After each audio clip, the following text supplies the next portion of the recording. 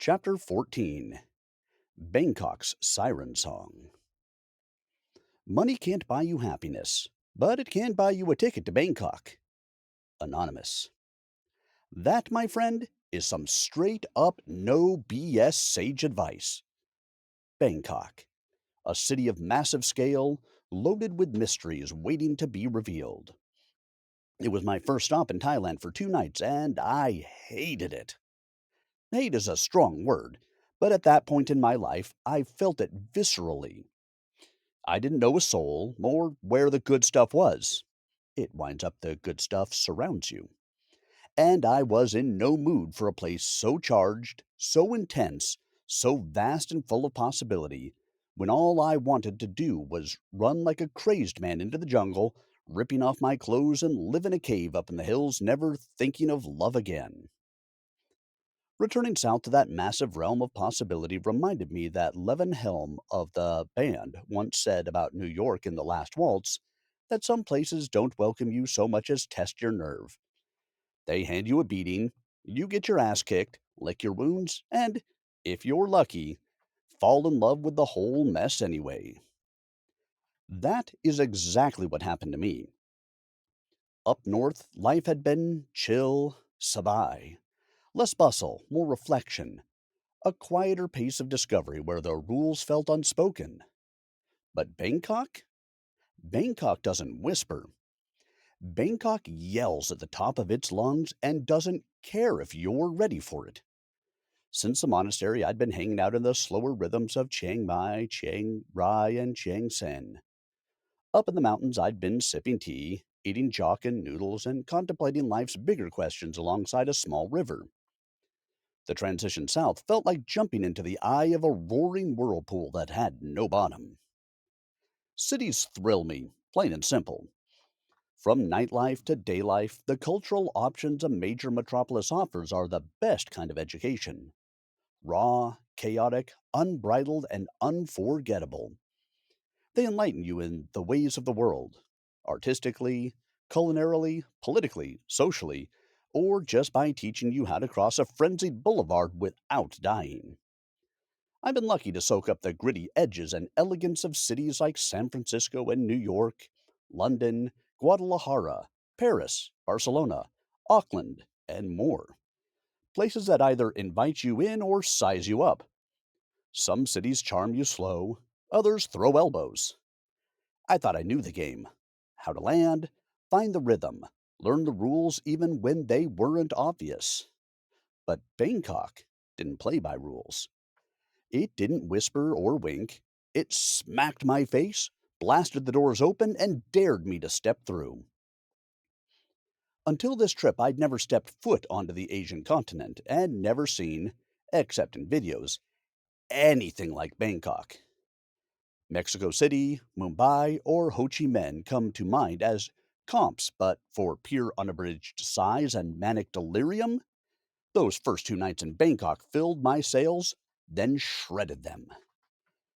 To say I didn't enjoy the experience would be incorrect, but I was also not in a state of mind to take advantage of that intense energy injection. When I returned from northern Thailand, Bangkok was in full festive swing.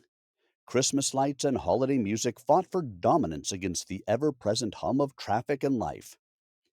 I knew I was staying put for a while, enough time to see what Bangkok could teach me. I rented an apartment along the Chao Phraya River, away from the touristy intensity of Sukhumvit, Asoke, Tong Lo, and Nana neighborhoods. The Sunreno serviced apartments was a far cry from the glitzy hotels downtown. It wasn't five-star luxurious, though it was very spaciously comfortable. But it had something better: peace and quiet, a rare commodity in that city. In the Bang Ko Lame district, life moves at a slower pace. For Bangkok. The clerk at the front desk gave me a skeptical look when I mentioned my long term stay. She said most travelers weren't interested in that part of Bangkok. It wasn't glamorous, sexy, or flashy, and there wasn't much to do except for Asiatique, the giant riverside shopping plaza across the street. but Sunreno was tucked out of the way quiet, and that was exactly what I needed. A place to settle in before diving head first into the madness. I checked into room number 9, which wound up being a fully furnished, spacious apartment, one generously proportioned and boasting a decent, albeit poorly equipped kitchen, enough closet and cupboard space to stash a battalion's worth of gear, a broad writing desk, a comfy king-sized bed flanked by side tables with reading lamps, and a seating alcove with floor-to-ceiling windows that made me feel like I was in the middle of a voyeuristic city documentary. The only thing missing was a window telescope for a voyeuristic spy on the neighbors. Add to that a balcony that was spacious and solid with 2 chairs and a small table. The modern bathroom had a walk-in glass shower that would have made anyone with a love for steam feel right at home. The place was older, but had a perfunctory elegance, and with daily housekeeping, it felt more like a pied-à-terre than a temporary crash pad. I shot the bartender from Chiang Mai a quick thank you text. He'd hooked me up in exchange for my teaching him how to make a proper Manhattan. His was, I'll graciously say, substandard. He'd invited me behind the bar to teach him, and in exchange, when he found out I was heading south, told me that his extended family owned the Sunreno. The swap was an excellent exchange of goodwill. He raved about my Manhattan. I completely unpacked both bags, shoved my empty roll on into a closet and my day pack into another, because I was going to pretend I wasn't living out of luggage for the next 2 weeks. I ironed my button down shirts and multiple pairs of linen drawstring pants. Yes, pants, because I had use for a higher level of sophistication at times, where shorts and t shirts just wouldn't do. Chores done, it was time for dinner and a drink. And that's where I made my first Bangkok rookie mistake. The doorman, Wing, was still sizing me up and did what any well intentioned hotel staff would do. He sent me across the street to Asiatique, the neighborhood's version of ground floor retail therapy. I later learned that most short stay guests spent every evening there, which should have been a red flag, but my curiosity got the best of me. After all, the Thai love these modern upscale malls. So, like the agreeable guy I am, I thought, hey, when in Bangkok, right? The driveway to Sunreno stretched 25 yards from the lobby door to Charon Krung Road, and at 6 p.m., I thought I was about to embark on a leisurely stroll across the street. I walked out of the hotel's manicured drive, decorated with hanging wall vines and koi ponds, only to be greeted by the full force of Bangkok mayhem. Cars, buses, and tuk-tuks were gridlocked as far as the eye could see in both directions. You'd think you could just slip between the vehicles like some smooth seasoned local, but no.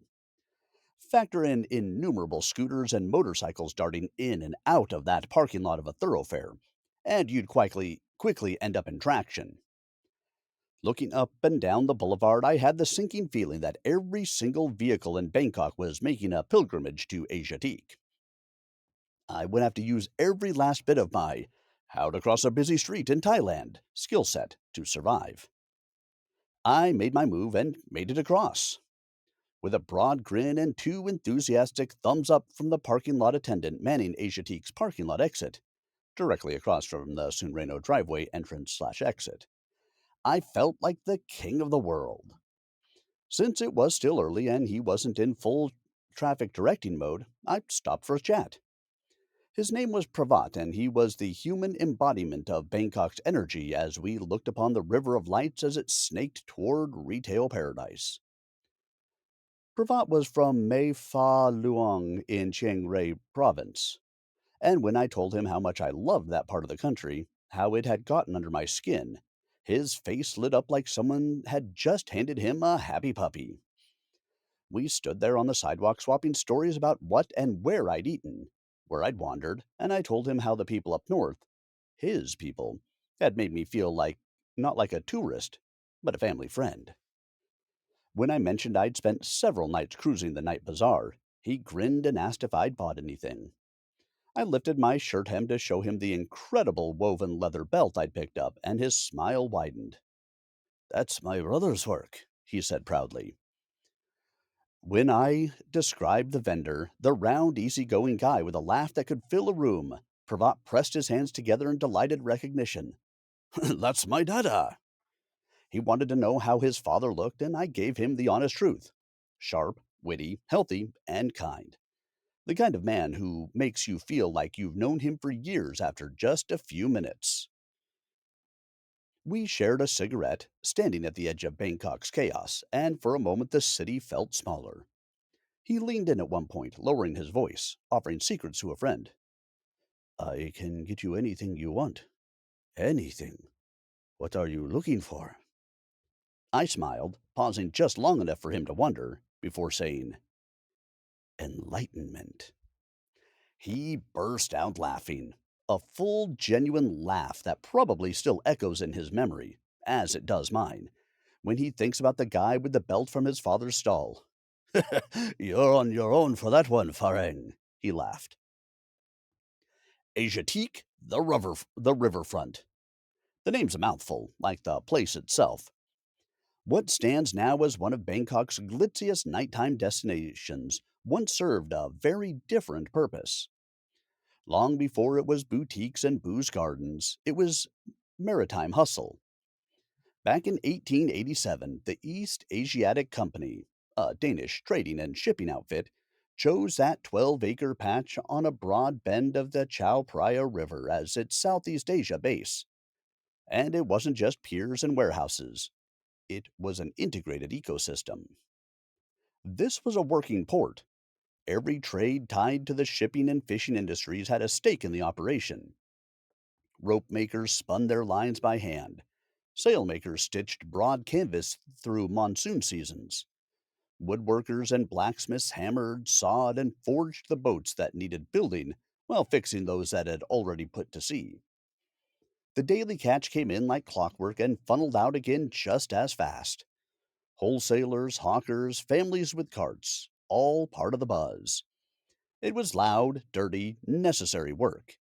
It fed and funded the neighborhood and beyond for decades. But by the mid 20th century, the tide was turning. In 1947, the company began its slow decline and withdrawal. Global shipping was changing. Bangkok's industrial shoreline was moving downstream, and the East Asiatic dockyards were left to rot as everything does in tropical heat and humidity. What followed was decades of decline. Vacant buildings, rusted cranes, broken windows, weeds growing tall, splitting cracks wide into the asphalt, then silence where there was once industry. Suan Loom Night Bazaar briefly revived the area, a flash of life with its night markets and cheap thrills. But that packed up and moved on by the late 2000s. Then came the developers. The plan? Repurpose the bones of industry into a new kind of commerce: shopping, spectacle, gluttony, and consumption. They razed most of the outbuildings but left the larger warehouses standing. Those were gutted and polished into raw brick and beam showcases full of restaurants and bars.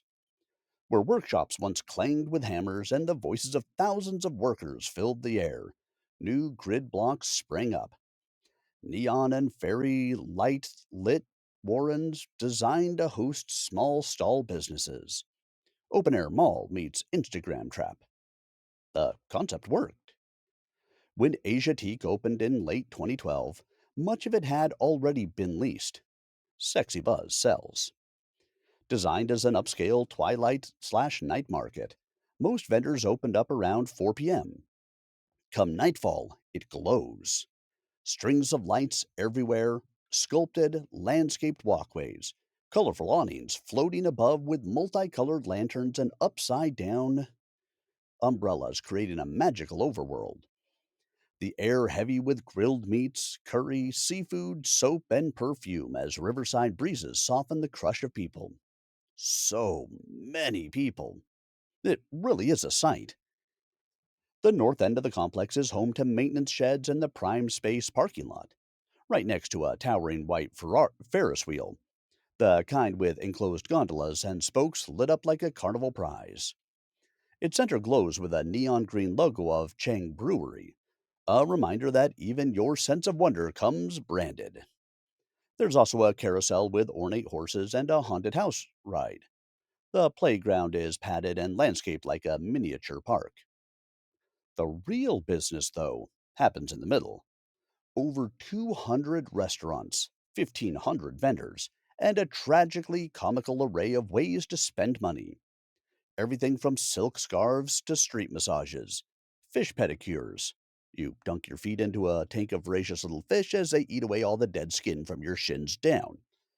To high end cocktails. Want some British darts? Sure. Need a 75,000 baht La Povina plumbed four head espresso machine? Got that. Would you like to take home a large iguana or an endangered parrot? Be my guest. Big C has a huge hypermarket conveniently located close to the main road. Pharmacies tuck into corners, leather goods, candles, incense, tourist t shirts, junky tchotchke, handmade soaps, custom perfumes, every kind and shape of Buddha from plastic to gold, and enough women's clothing and accessories to fill several Western department stores. If it fits in a suitcase, and even if it doesn't, they sell it. It's dazzling and expensive. Prices are geared toward camera toting rubes, visitors, and ties with fun money out for an evening in old Bangkok without the grit. And it's only getting bigger. Soon it'll include the Jurassic World immersive experience.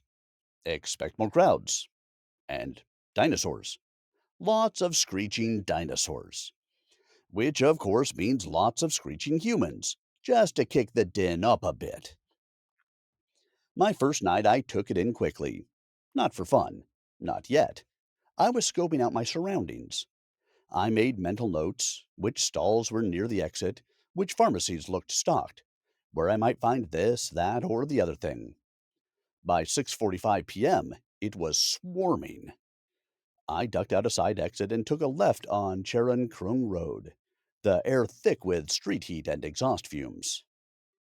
The first place I spotted was a brick and mortar place with a sidewalk side hustle out front 50 feet from Asia Tech's back gate with fryers and steamer stations out front.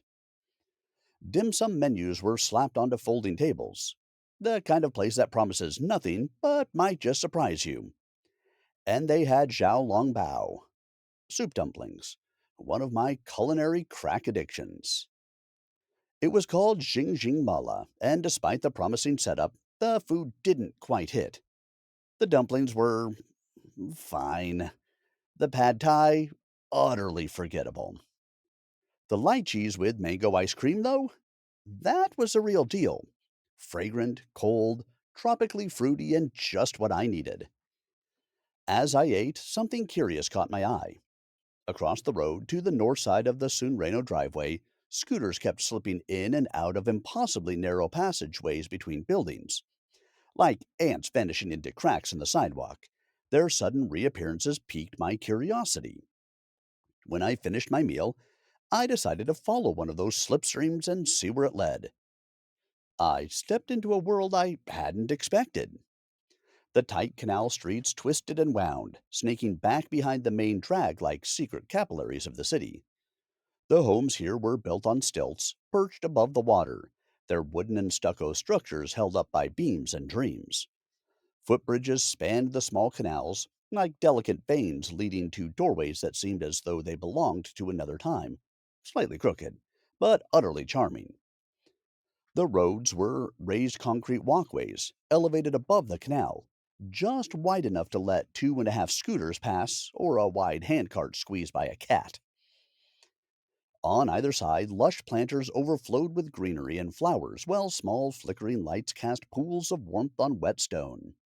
The occasional curl of cooking smoke rose lazily from windows, mingling with the scents of meat, garlic, basil, and chili, the aromas weaving through narrow passageways. It was quiet here, the sounds of the bustling main road replaced with the murmur of voices drifting from inside small homes. It was local and real. a kind of intimacy that Asiatique, with its bright lights and endless tourists, could never offer. I wandered, letting my feet lead me down winding alleys and quiet pathways, hoping to find some tucked away two-seat bar or a family-run noodle shop with a fridge full of cold lager. But no luck. Instead, I found halal carts, the scent of freshly baked bread wafting through the air, clinging to the humidity like an old friend. But drink? Nowhere to be found. That was a little frustrating. 3 hours later, sore and tired, but satisfied with my urban adventure, I stumbled back onto a main road and made my way back toward the river, the echo of the clack of walks and scooters plying the narrow lanes still buzzing in my ears like faint mosquitoes. There's a certain satisfaction in getting lost like that. No destination, no expectations. Just city life revealing itself to you in the quietest, most unexpected ways. I was getting to the end of a very long day. I still wanted a drink to celebrate my first night back in Bangkok. Reluctantly, I headed back into Asiatique for a tourist cocktail. There were a half a dozen quayside open air restaurants with bars, all of them upscale with prices to match. I settled on a place called the Crystal Grill House, which was architecturally and situationally beautiful. An ovate bar encased in a stylish black steel beam and glass building. It was a main entry to identical structures that ran along the riverfront, connected via offset landscaped and underlit paths. The vibe lent a romantic aura to the place. It looked much better than the restaurant down the way. I'll leave the choice to you. But when I see a place with a name like a bad marketing campaign and a cartoon dancing happy fish welcoming you in, run in any direction except towards the door. The maitre d', bartenders, and waitstaff at the Crystal Grill House were dressed to impress in crisp black and white attire, every crease sharp enough to slice a lime. I was doubly pleased to see their gin happened to be my favorite, Bombay Sapphire, in case you're curious. Always a promising sign. I ordered a martini. No nonsense, no gimmicks. Simply a proper, just off dry gin martini. I watched with quiet satisfaction as my BT stirred. Textbook perfect pour into a chilled martini stem. He knew what he was doing. That's rarer than it should be. Now, if you'll allow a brief aside on the subject of the martini, because someone needs to say it, I feel that someone should be me. The martini is not just a cocktail, it is the cocktail. Elegant in design, austere in composition, and, when done right, delicately symphonic in flavor. But here's the thing: real martinis require vermouth, dry vermouth. A whisper of it, yes, an eighth of an ounce will do, but it must be there. Without it, you're not drinking a martini. You're drinking an underdressed gin shot. And let's settle this while we're here. Martinis are made with gin, not vodka, gin. This is not up for debate. Ordering a vodka martini is like asking a string quartet to play without the strings. Don't try to impress your date or confuse your bartender with some hackneyed line like, just wave the vermouth over the glass, or show it a picture of vermouth. That shtick's as tired as it is misguided. If you're afraid of flavor, order water. As for garnishes, green olives with pimento? Absolutely. Lemon twist? A strong, respectful yes. Even both if you're bold and balanced. But any other stuffing? Garlic, blue cheese, chili, anchovies? Gets you a one-way ticket to martini purgatory. Dirty martini? No. Just no. That's not complex. That's brine and misinformation and the ruination of good gin. And if you sidle up next to me and order something called an apple teeny, or anything that ends in teeny that isn't an actual martini, I will move with disdain. I don't care if you're buying. The rise of the teeny trend has done more to erode the elegance and dignity of the martini than prohibition ever did. Oh, and stemless martini glasses? That's not innovation. That's heresy. If you can't commit to the stem, you don't deserve the drink. Rant over. The Crystal Grill House staff were friendly, courteous, and professional as I watched tickets being filled, as waitstaff whisked them away to the other structures along the waterfront. Customers were dining large on white tablecloths, gray velvet upholstered high back chairs, and crystal stemware. My martini was perfect. My martini was New York expensive. I stuck to one, knowing I'd need to find a different bar away from Asiatique. But for that first night after walking canal streets in that maze neighborhood for hours, it was magical. As I sat and sipped while Bing and Frank's Christmas classics piped through a hidden sound system. I moved outside to a seat along the river rail, gazing upon the cranked up nightlife plying the river in all forms of big and small party boats. Dance hall beats blasted while colored LEDs kept time with the pump of the thump that cranked out from each boat, while the glittering big city skyline framing the river pierced the night sky. Sometimes cliche is authentic. It was sublime. I woke early from a solid sleep, had some perfunctory instant coffee, replaced with real coffee went first on the shopping list. Got some journaling in, then realized halfway through a sentence that I was hungry as hell. With a full kitchen in my apartment, it made sense to stock up. First, breakfast. Second, Big C hypermarket.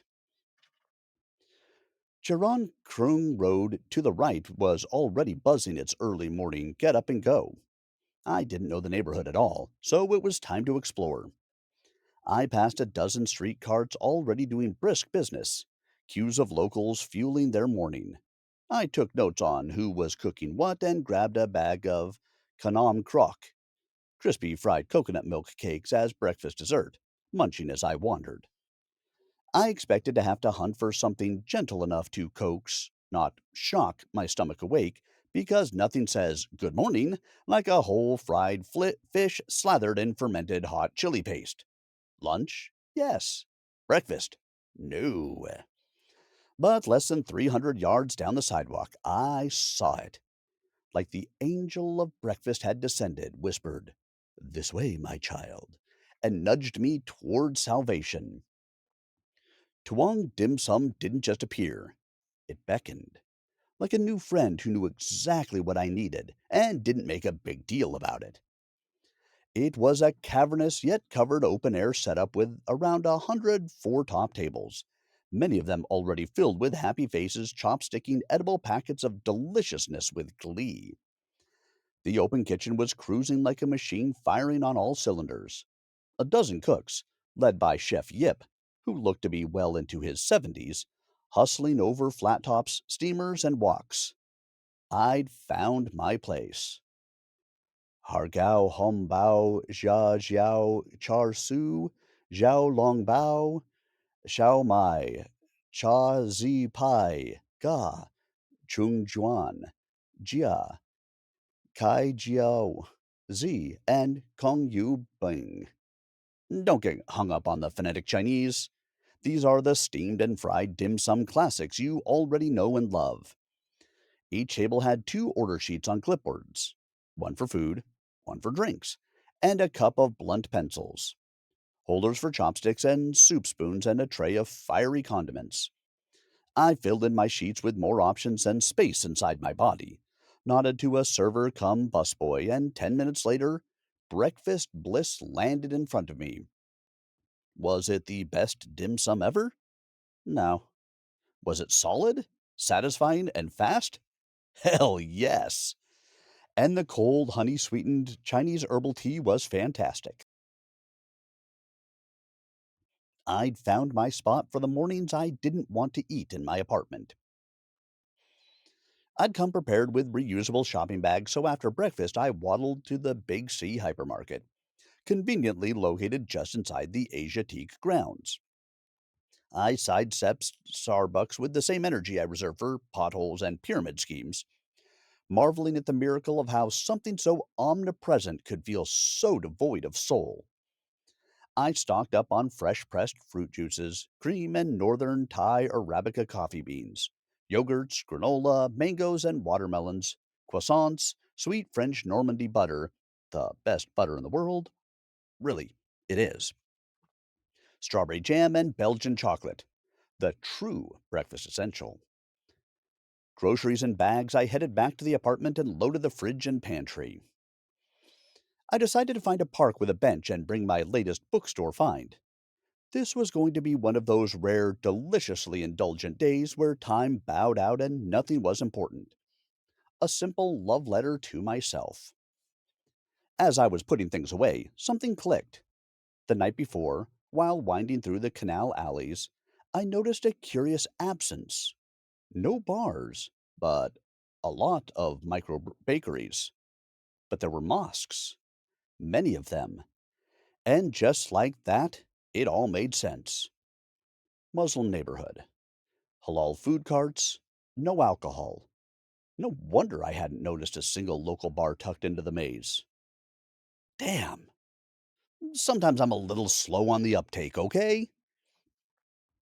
Green spaces, at least anywhere nearby, were not showing up on my phone map, but a five-star hotel with a residential tower known for exemplary luxury sat a mile down the road, perched by the riverside.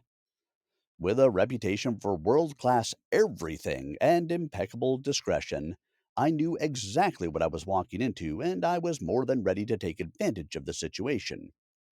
I changed into olive linen slacks that whispered while I walked, slipped on my elegant yet practical coffee brown leather flip flops, and buttoned up a soft cream silk shirt that flows like water and catches the light just so. The look was deliberate, casual luxury, the kind of ensemble that says, "Yes, I belong here, and yes, I tip in cash." At the hotel's roadside entrance, I spotted a semi hidden path leading away from the drive, up to a grand jungle landscaped entrance. 10 feet in, and I'd left the city behind. Up and away upon broad stone steps that meandered through a literal urban jungle. At its terminus, a gracious doorman opened a 20-foot door without a word. I wandered in, unnoticed and unbothered. Inside was marble, silk, huge teak wood furniture, and quiet wealth. After wandering the main floor, checking out the oversized grandeur, gazing into Fendi, Dior, and Hermes shops, then into an art gallery which led me past cascading ponds and toward the riverside patio, I paused to study a few modern pieces. Not my taste, but as the saying goes, if it doesn't make sense, it's probably art. The garden stretched along the river, with private shaded nooks tucked between palm fronds and tropical blooms. I found one with a perfect view of the Chao Phraya, half shadowed, serenaded by birdsong. I, ca- I cracked open David Sedaris's Barrel Fever, a collection of terrifyingly sarcastic essays. The server stopped by. I ordered a quad shot latte and a cucumber infused sparkling water. A few minutes later, a cart rolled quietly up to my little alcove. The barista plugged into a hidden outlet buried in the shrubbery. A linen covered side table was laid out, and soon enough, a steaming latte appeared next to me in heavy porcelain. I sipped, read, listened, watched as the slow river traffic drifted by. Barge boats collecting dislodged aquatic plant rafts, long tail river taxis roaring by, enormous long flotillas of barges laden with rice, guided by tugs, as the tour boats honked for space. I melted into stillness. Nothing to do, nothing wanted or needed. It was a lovely day. Back at the apartment later that afternoon, I took a long, luxurious shower, letting the warm water wash away the residue of the day. The kind of shower that stretched time and cleared my head. It wasn't until I was toweling off that I thought about what I'd do for dinner. No plan, no map. I walked out the door, turned left instead of right, and Let fate give me directions for the evening. The neighborhood had shifted with the hour. What had been sleepy, quiet storefronts earlier were now alive with light and life. The air smelled different, richer, heavier, laced with the scent of street food, marijuana, and coffee, mingling with the faintest breeze. Asiatique was waking up, the river of light stretching farther than the night before, and the city felt like it was just about to burst into a Broadway spectacle. And then I saw them. As Jerry sang in Scarlet Begonia's Sometimes a Guiding Light shows up in the strangest of places. It's all about the lens you look through. At a fresh fruit shop that looked like it had been arranged by an artist with a keen eye for color and shape, balance and perspective, a rainbow of tropical fruit beckoned. But at the very heart of the display, resting like precious jewels amidst the glistening melons and mangoes, papayas, pineapples, and rambutan, was the queen of all fruits, mangosteen. They were on my bucket list before I ever left the States. And there they were.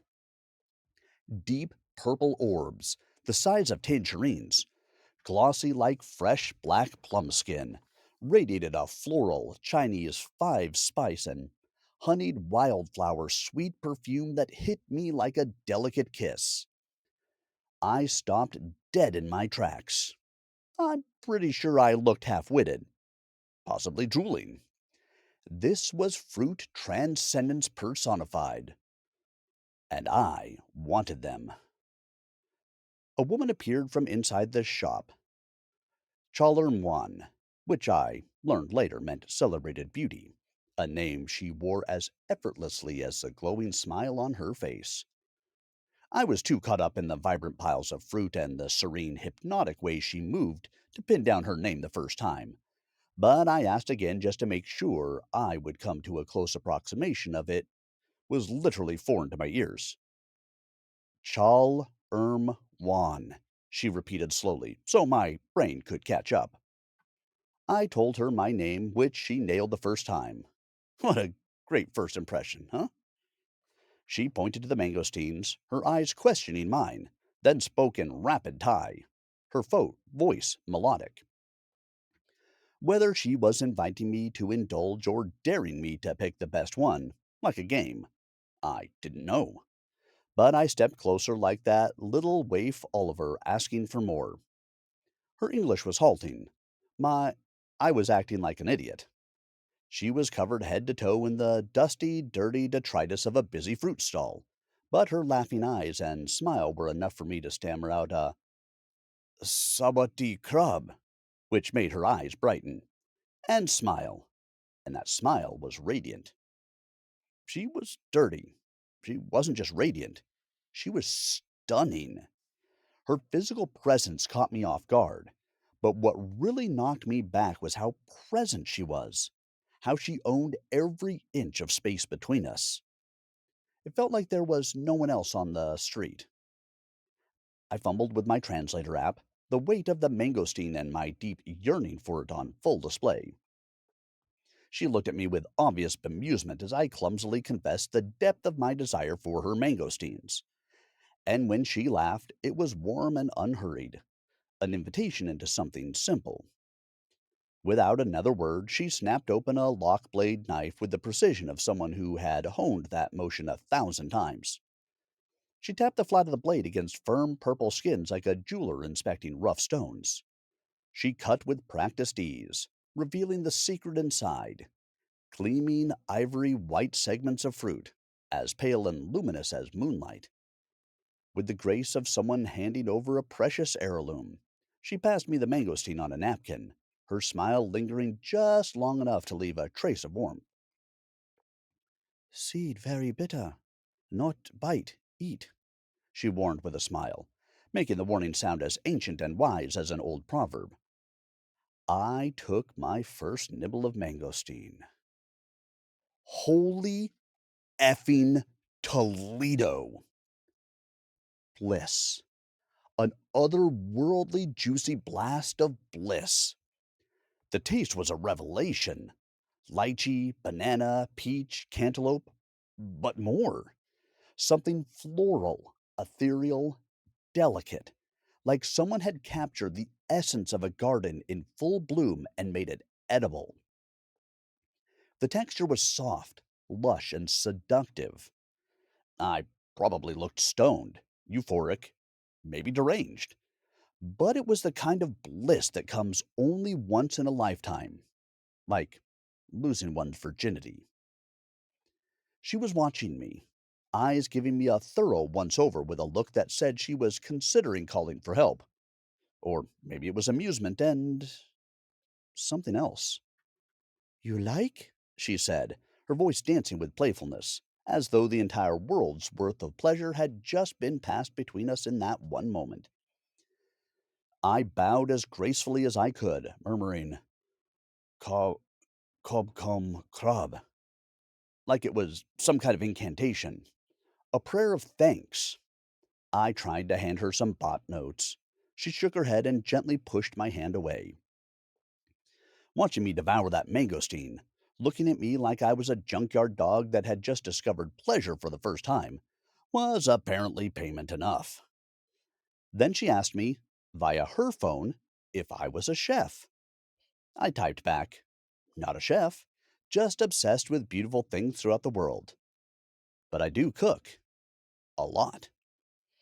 She nodded thoughtfully but didn't speak. There was a pause between us, a flicker in her gaze that lingered a beat longer than I anticipated. It was almost too much to look at her, such was her beauty. I shyly averted my gaze from hers, though I really didn't want to. As I turned to walk away, I saw her eyes following me, her face still illuminated by that radiant smile. I was still smiling too, and I couldn't tear my eyes away from hers. But damn, I couldn't help it. She was as disarmingly sweet as she was stunningly pretty, and I wasn't ready to leave that moment just yet. I stopped and stepped back to her. I typed I'd return after dinner to pick up a few more if she was still open. She nodded but didn't speak. As I walked into the shabu shabu place next door, I turned to look back and caught her eyes still following me. Her face lit up. I couldn't describe what that was, just that it was something that hadn't been there before. Inside the clatter and steam of the Japanese style hot pot joint was its own kind of music. Shabu shabu translates to swish swish. It just happens when dinner meets a party atmosphere symphonic performance. You pick your raw ingredients from a checklist menu, and when your choices come, drop them into bubbling broth. I'd opted for the mild and hell broth side by side combo, and play conductor with a pair of metal chopsticks. Swish, dip, eat, repeat. Sauces range from subtle to incendiary, so you get to customize each bite like a choose your own adventure ending. It's hands on eating at its finest, an edible meditation. Or maybe just the right kind of distraction when your brain's still back outside thinking about fruit, eyes, and smiles, and the wordless things that sometimes pass between strangers.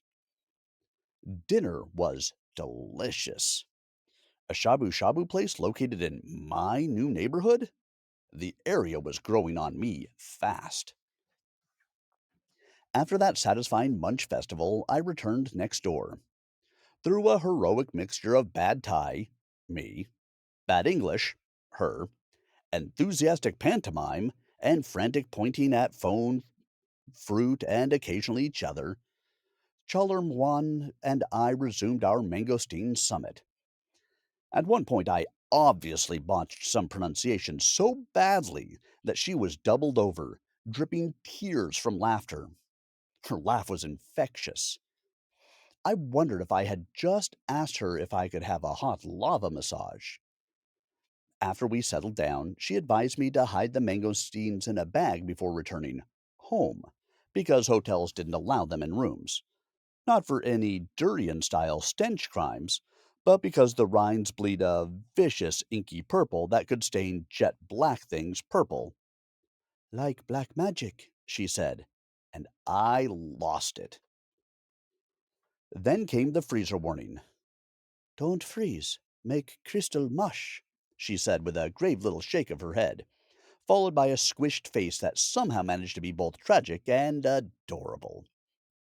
Clearly, this was wisdom earned through personal tragedy. I didn't even know crystal mush was a thing. I studied her then, not just the fruit, not her broken Thai-glish, but her spark. I asked why she was into mangosteen. She leaned in a little, eyes twinkling, and in a quiet, conspiratorial voice said, Make man strong. I laughed and typed, Everything in Asia makes man strong. But I also wondered, was that flirtation or simply age old wisdom being passed along? Taking a deep breath to regain my inner cool, I asked how long the mangosteens would be around. By way of explanation, I let her know I was staying at the Sunreno just down the sidewalk for a couple of weeks. She tapped out her reply. It was the beginning of the season. They'd be available for a while. I reached for a few that, to my untrained eyes, looked like food porn centerfolds. Glossy, plump, indecently perfect. But before I could bag them, she tisked me, gently took my hand, shook her head, and returned them to the pyramid. Out came the blade again. Snap, using the precise flange tapping method she'd used before. She selected four I dismissed as a little too rough, a little too off camera. These good. Eat tonight or morning, she said. I nodded, trusting the fruit whisperer. The next morning, they were gone, devoured with Greek yogurt and granola, each segment an indulgent high and sigh. I cut them open carefully into a thick wad of paper towels, just as she warned. No evidence, just bliss. And something had clicked between us, soft as fruit flesh, but unmistakably real. That day was uneventful, unless you count the 6.5 hours I spent navigating the bureaucratic theme park known as the Thai Government Immigration Bureau. Add a 90-minute commute each way on public transport. Standing, of course, wedged between students, commuters, and a fellow who smelled like showers were for the weak, and you've got yourself a full day field trip into the heart of existential anxiety. The process had all the charm and logic of a DMV office run by Kafka, after many shots of vodka. You take a number, which gets you some forms. Hand those over. Get copies of said forms. Then wait for the privilege of being given another number, which entitles you to stand in a different line where someone glances at your forms, stamps a thing or three, and then directs you, wordlessly, to a third line with another number, which empties into a cavernous seating area with no signage, rhyme, or reason. An endless wait on plastic seats, along with hundreds of your favorite non friends as we all watch the red LED number counter seem to move backwards into eternity. The paperwork itself felt like an exercise in creative guessing. Forms that didn't match what was on the website, fields that assumed you had a local Thai phone number, a local address with a landlord who answers the phone, and psychic knowledge of how your passport photo should be cropped. I had 5 copies of everything, which of course meant I was missing the sixth copy no one tells you about until it's your turn. And then came the deeply spiritual 1 hour lunch break, announced not by a chime or bell or even warned about, but by the sudden disappearance of every official in the building as if the rapture had selectively claimed only the bureaucrats. Myself and 1,000 confused foreigners still clutching number slips for different lines were herded outside by security like mildly bewildered livestock, milling around in the humid purgatory of a parking lot, all asking each other the same question in different languages. Is this normal? Yes, it is. I endured that bureaucratic mess for the privilege of staying 30 more days. And I get it. Over the years, so many people have overstayed their welcome and their visa that steps had to be taken to stem the tide of paradise seekers who didn't have a plan.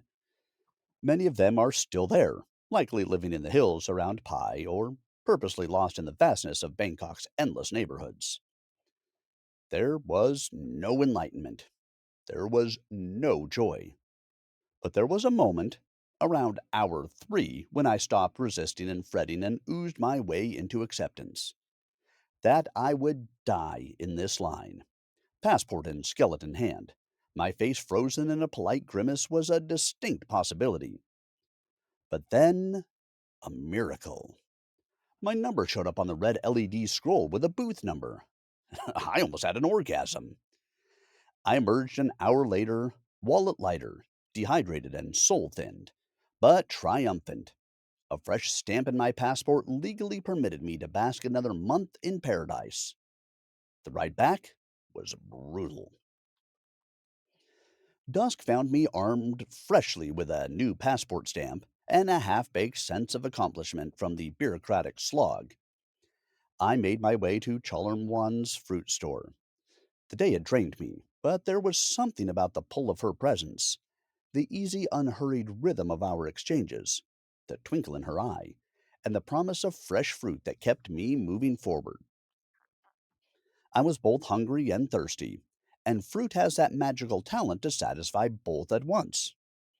Plus, it was about as far removed from the sterile government building I had just spent the day in as I could get.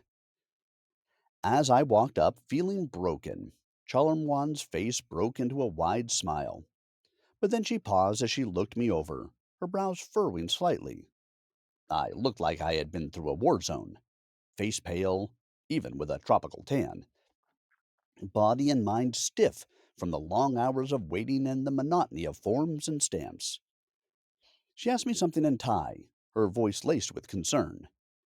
I gave her the rundown of my day via Translate, showed her my new stamp, exaggerating the boredom for comedic effect, and as she laughed, her whole face lit up in that warm, genuine way that made me feel like I was more than just a customer. She placed her hand on mine and said, "It okay. Let go. Let it laugh." "I need to stock up my fridge with fruit, but I'd like you to choose for me," I explained, though I certainly had additional motives for being there in her space.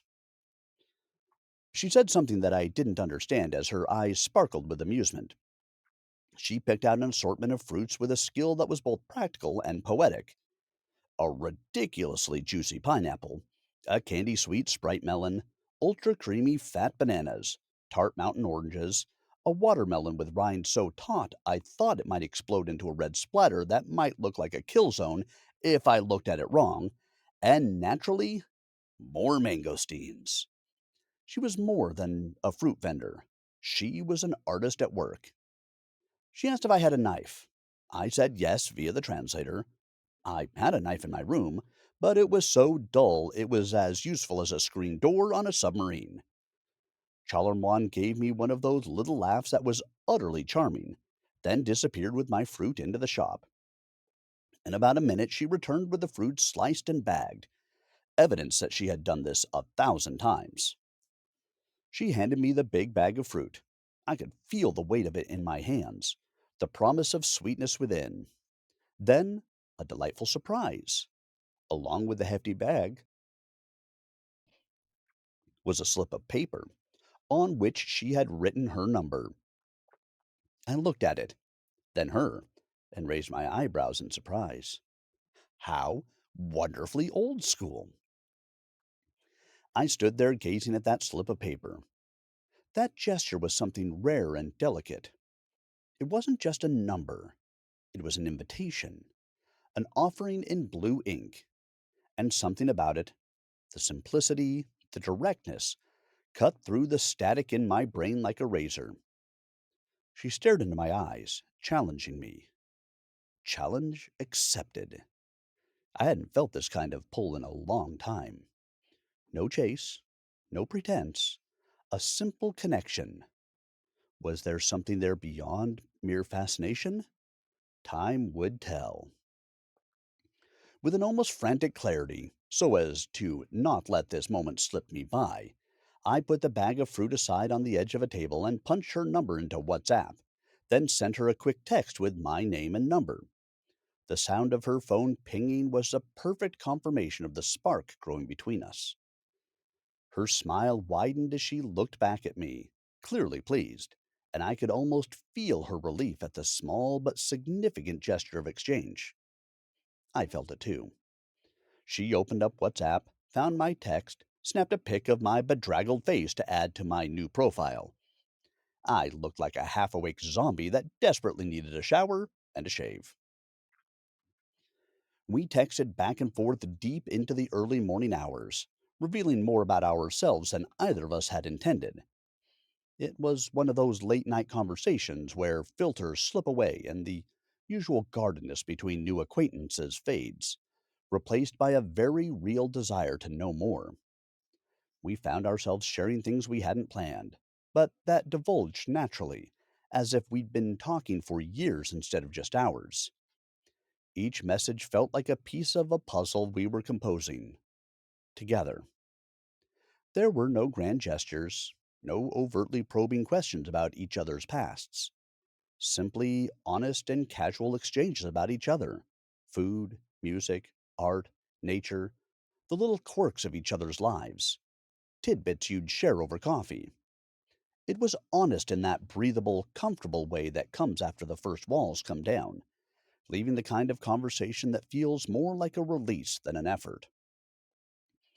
As night crept towards morning, I felt the pull of sleep weighing on me, but I didn't want to end the conversation. Neither did she. We wrapped things up with a video chat, the glow of our screens illuminating the wee hours before dawn. It was intimate. Just the sound of her voice through the tinny phone speaker had the quiet power to make everything else feel unimportant. "We meet at dim sum, yes?" she asked, her smile lingering as she moved a stray strand of hair from her face. "I no work until 3." I agreed without hesitation. The thought of seeing her again and getting to spend time with her in only a few hours, continuing up that cresting wave which seemed so effortless, yet unexpectedly profound, felt not only right, but vital. And then she did something that made my heart flutter for a microsecond. With that playful smile of hers, she leaned into the phone, closer to her camera, and asked, "What we do after breakfast?" The question hung there for a moment, heavy with potential, and I found myself searching her eyes for something more. Was it flirtation? We were already there. Was it curiosity to know more? To see how I would react to a loaded question? A playful spark testing the waters?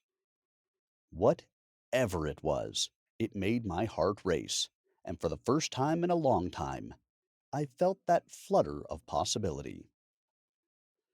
The entirety of our union felt effortless, as if we were stepping into something that was already meant to be. There was no pretense, no weighing of expectations or false starts. It just was.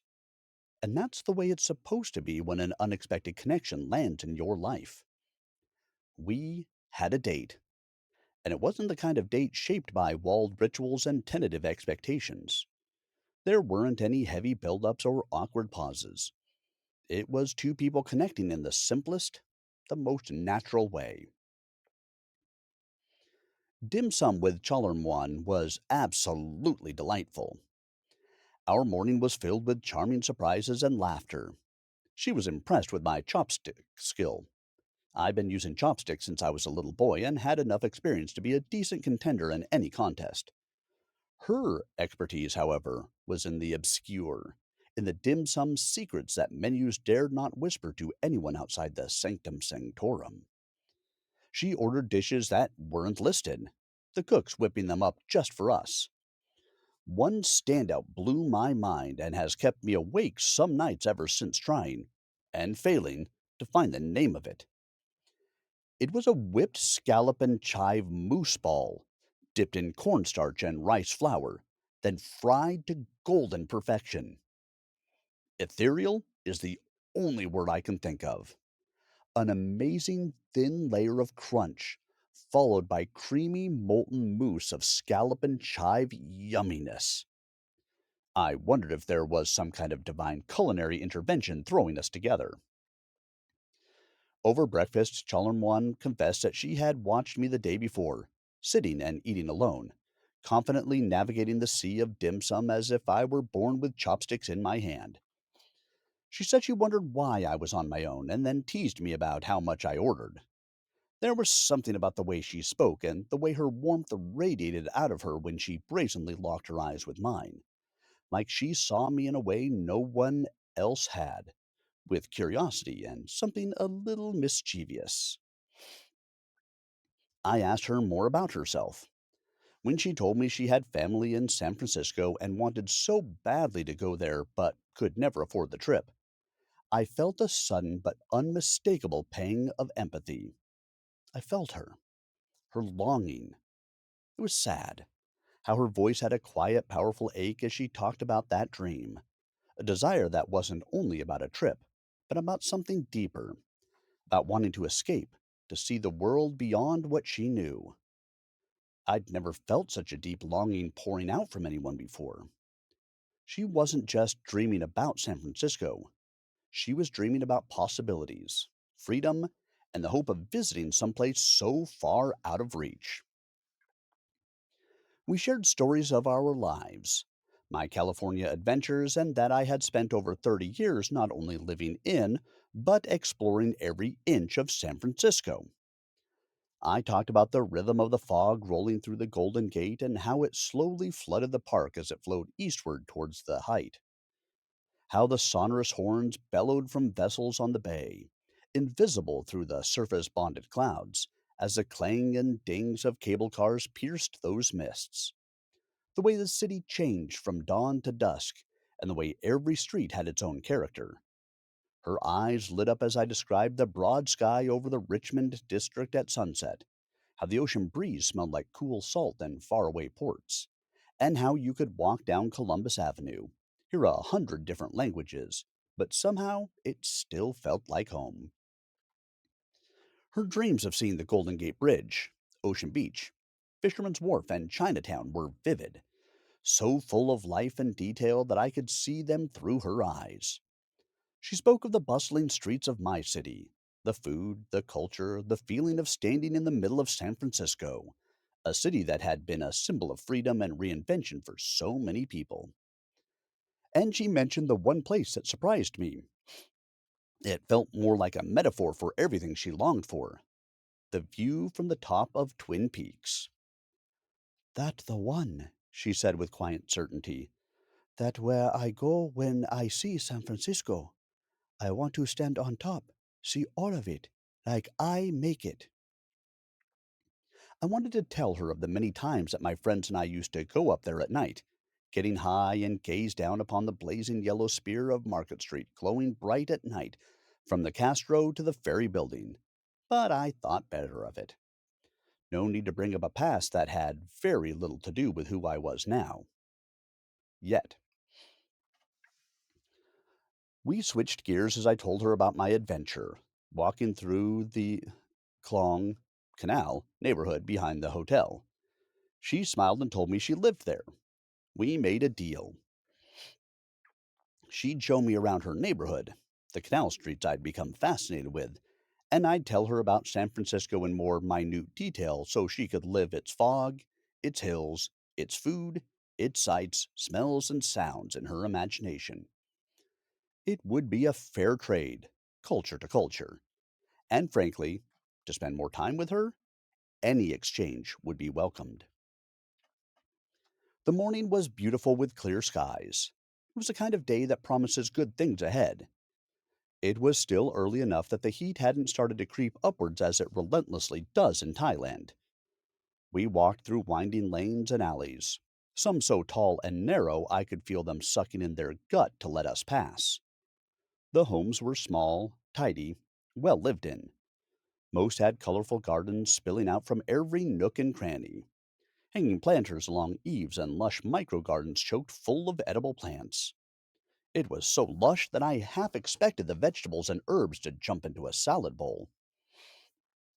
Chalermon guided me through it all, pointing out little touches of personality of each home, explaining what made the area so special.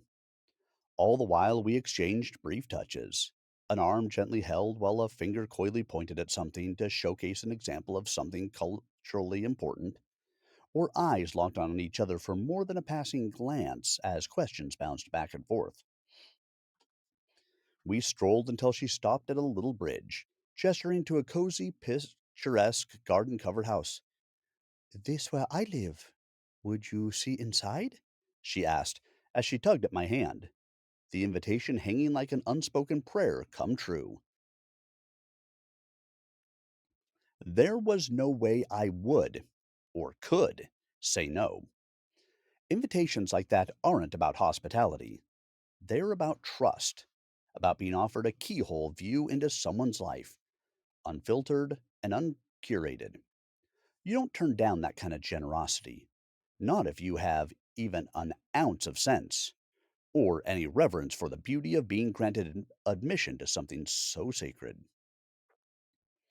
My heart was thudding, loud enough that I knew she could hear it echoing in the small space between us. It pulsed in my neck, in my temples and wrists, like my whole body had switched to broadcast mode. Was she doing the same? Or was I the only one caught in this electric quiet?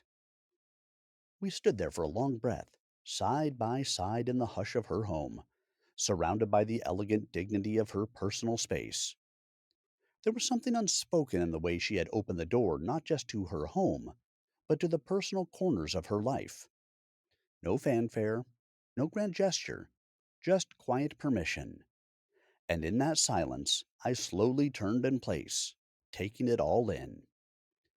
The subtlety of lived in comfort as morning light filtered through small louvered windows, and the unmistakable sense that every object had been touched by time and placed with care. There wasn't a single modern electronic in sight. No TV, no iPad, no computer, no phone, no cords. Nothing but home. It was beautiful. In the far corner of the main room, which served as sitting, reading, open space, nestled against a teak wall tinged with the rich patina of age, stood a small shrine, an elegant, time worn stone Buddha seated in serenity on a carved teak table, surrounded by offerings. It was clear this wasn't for display, it was devotion, an ongoing, living relationship. I shyly asked if we could take a moment together to pay homage to the triple gem. I had never led any of the incantations which I had come to love at my monastery, but I felt a strong urge to do so then and there. It was as if Buddha was asking me to step into a role I had walked away from, if only to feel that reverence again. She turned to me with a smile that was surprised yet gentle, quiet, warm, and full of understanding. She whispered, Yes. She moved gracefully, retrieving three joss sticks from a tall white and blue porcelain jar. The smoke began to rise in slow, swirling threads, curling like dream prayers toward the ceiling. We knelt together on her deep Parisian rug, the hush around us, its own form of music. I opened my phone to the Pali verses I had come to know and cherish, and in that small moment, knees on her floor, palms together, heart gently thudding in my chest, I led the incantation. Namo tassa bhagavato arahato sambuddhasa. Namo tassa bhagavato arahato sambuddhasa. Namo tassa bhagavato arahato sambuddhasa. Iti piso bhaghava aram sambuho. Viha karana sampano sugato lokavidu anutaro purisa dhamma surati sata satu deva Manusanam, Buddho, Bhagavati, Suakato, Bhagavata, Damo, Sandhito, Akuliko, E Pasiko, Apunahiko, Pakatam, Vidyatabo, Vinhuti, Supati Pano, Bhagavato, Savkava, Sangho, Ujupati Pano, Bhagavato, Savaka, Sangho, Nayoa, Patipano, Bhagavato, Sauka, Sangho, Sumichi Patunano, Bhagavato, Sauka, Sangho, Yadidam, Katuri, Purisa, Yugani, Atira, Purisa, Pugalu, Esa Bhagavato, Savaka, Sango, Ao Neo, Pua Neo, Daki Neo, Analik Kar Anio, Anatararum, Punuketam, Loka Suti. The cadence of the words, like the verses of a favorite song, flowed lightly through the room, mingling with the sweet fragrance of incense. Our vows of supplication to the Buddha, the Dhamma, and the Sangha were real and so personal that it felt a shiver run through me. The walls seemed to exhale around us as the ancient sacred symbols danced with the motes in the sunlight. Outside, I could hear the soft hum of the neighborhood, the splash of something in the canal, neighbors chatting, a rooster crying out a second morning. But inside, time stood still. I could feel her beside me, not just physically, but in that deeper way when two people are fully present in a shared moment. I didn't dare look over. I didn't want to break the spell. We had stepped into something older than both of us, something tender and true, stitched from reverence, shared silence, and serenity. We sat there, knees still on the rug, hands now resting lightly in our laps. The stillness that followed wasn't empty, it was full, a sacred kind of full, and in that fullness something had shifted, something both beautiful and quietly thrilling. She leaned into, then onto me. Only people I like use name Charlie. I want you that. Chalermon whispered into my ear, her voice barely louder than the breath that carried it. A shiver went through me, not from the air, which was warm and still, but from the closeness, the care and intention enveloped in her words. Too, you say name funny, she added with a soft giggle, the kind that made it impossible not to laugh in return. I know I do. I'll get it. But you'll need to give my tongue a lot of practice and time to wrap around. Wan, I said slowly, deliberately, carefully. I turned to find her searching eyes, wide, glimmering, half amused, half serious, and in that look was something unmistakable. It wasn't just affection, it was exploration. It was the tipping point between something casual and something that could no longer pretend not to be. That look must have been dancing in my eyes too, because we stared into each other for a very long time. I didn't know what I was supposed to do next, but I knew what I wanted. And for once, the wanting didn't come with panic or second guessing, just a steady, quiet clarity. We continued wandering deeper into the web of alleyways, each turn revealing another quiet corner of her world. In exchange, I painted San Francisco into her imagination as vividly as I could, describing the moody fog ghosting through the hills, the clang, din, ding, and rattle of cable cars echoing off Victorian facades, the neighborhoods, the smell of marine brine, the aroma of sourdough, the bars and clubs of every flavor and hue. The museums, the parks, the bookstores where the beatmasters read and wrote, and restaurants that had invented dishes the world now loves. Her eyes lit up, drinking it all in like a bedtime story she'd been waiting her whole life to hear. Our phones, loyal but often hilariously inept interpreters, became bridges between our vocabularies. Mistranslations led to eruptions of laughter. We fumbled through phrases, turning communication into play, treating words like treasures. I taught her how to say mission burrito, and she tried to get me to say gra prao mu kai dao, holy basil pork stir fry with fried egg, without sounding like a drunk tourist. I failed spectacularly. She erupted in shoulder shaking bout of laughter. When I told her that Arroy, delicious, was my favorite go to Thai word, she laughed so hard she had to lean on the wall to keep upright. That fit you, she managed between breaths, wiping tears from her eyes, her smile softening as her gaze again lingered on me a little longer than before. Later, back at her home, the universe blissfully slowed things down. We sat cross legged on thick outdoor pillows in her shaded garden, green tea steaming gently in our cups.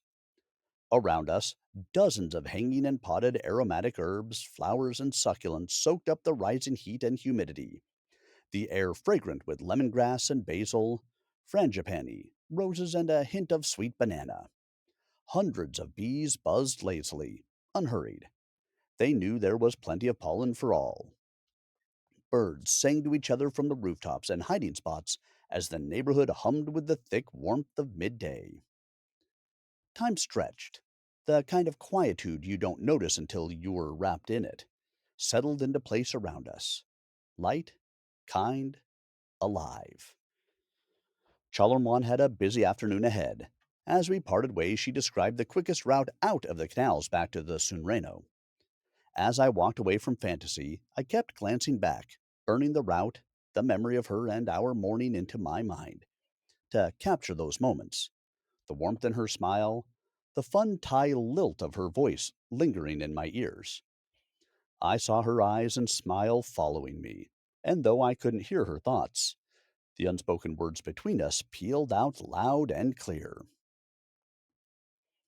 Emotionally charged, feeling alive, I made my way back through the labyrinth of alleys, now looking at this odd neighborhood with new eyes, imagining the lives led inside each home. The floating lightness of the day, the heat in the air, and the weight of emotional connection settled into me. There was a tenderness in the way the sun peeked into the alleys, casting shadows across the walls and streets, and on the quiet ache in my chest, borne on the wings of hope, as the busy world continued its constant march forward without mercy. There was a flicker of something else, unspoken yet, but palpable, like the feeling before a rising storm when everything holds its breath. A stillness that promised, despite the world's chaos, that something was encroaching on the horizon.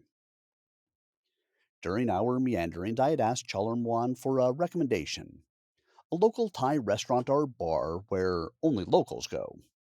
If restaurant, it must also make good cocktails. Hopefully, somewhere in the neighborhood, I described my futile quest the night before and how I had, out of necessity, ended up trolling the glitzy, overtly tourist priced paradise of Asiatique for a cocktail, which she found hysterically amusing. We not drink there, she admonished. She lit up again, visibly excited to share her world, and told me about a place nearby that she said was excellent. However, there was a catch. It was owned by her cousin. So, you're saying you're biased? I teased, explaining the concept through the translator. She laughed, admitting yes, but insisted it was worth the visit. I joked that she'd make a killing as a marketer with that kind of pitch, but she remained adamant that the restaurant was genuinely popular with locals, especially chefs. She had already learned how to pique my interest. Clever girl. When she said that, my interest soared. After all, where do chefs eat? The coolest places with staff that know their craft. I've learned that there's no better recommendation than that of a local who knows where chefs eat. Chalermon was becoming more intriguing by the second. The afternoon passed quietly, though my slow exploration of the shops and service businesses on my return route to the Sunreno turned out to be a smart move. I knew where to find the essentials, which is always a good thing when you plant yourself in a new neighborhood. I spent the rest of that afternoon meditating, then writing, the steady rhythm of the pen moving effortlessly across the paper providing sanctuary from the blazing hot and humid world outside, then taking a well earned nap. It was the kind of nap where you wake up feeling disoriented, but in that pleasant, am I high feeling, like you've been wandering in another dimension. On my way to dinner, I stopped by Charlie's fruit stand to offer a hand. She and her workers were busy selling fruit by the bagful. I strolled up and asked if she wanted help. I wasn't asking for a job per se, but truly wanted to be of use to her. She shoved me away, playfully, saying, "You be in way." As I started to turn away, she grabbed my wrist and pulled me in, and planting a lingering, gentle kiss on my cheek. Then, with a grin and a theatrical shove, she pushed me out the door. I turned in the doorway. Our eyes locked. I winked. She smiled. I bowed. She spun, then turned her head, blew an air kiss, and with one last flick of her hand, shooed me down the sidewalk. I heard laughter. As I turned back, but stupidly kept walking, I caught one of her workers giggling beside her just before I stumbled straight into a light post. I didn't care. Walking down the sidewalk, my cheeks burned brightly from that kiss as a sweet warmth spread through me. The world had turned softer as my core temperature rose. Bangkok was becoming more than inviting. Her curtains were being pulled back, and I was eager to catch the show. I prayed my world was about to change in a profound way, not because it needed to, but because I wanted it to. What I had been privy to so far was way beyond command. The evening air was cooler, but that shift did little to ease the heat lingering on my cheek. As I strolled, I wondered if I was worthy of affection.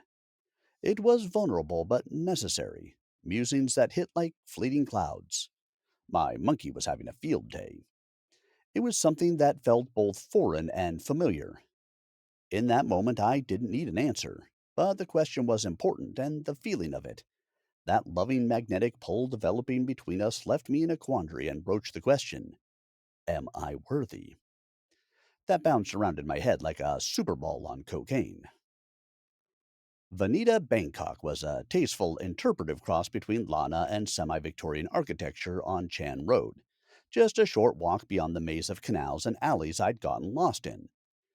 The exterior was white with clean, elegant lines that gave it a mash-up Thai European vibe.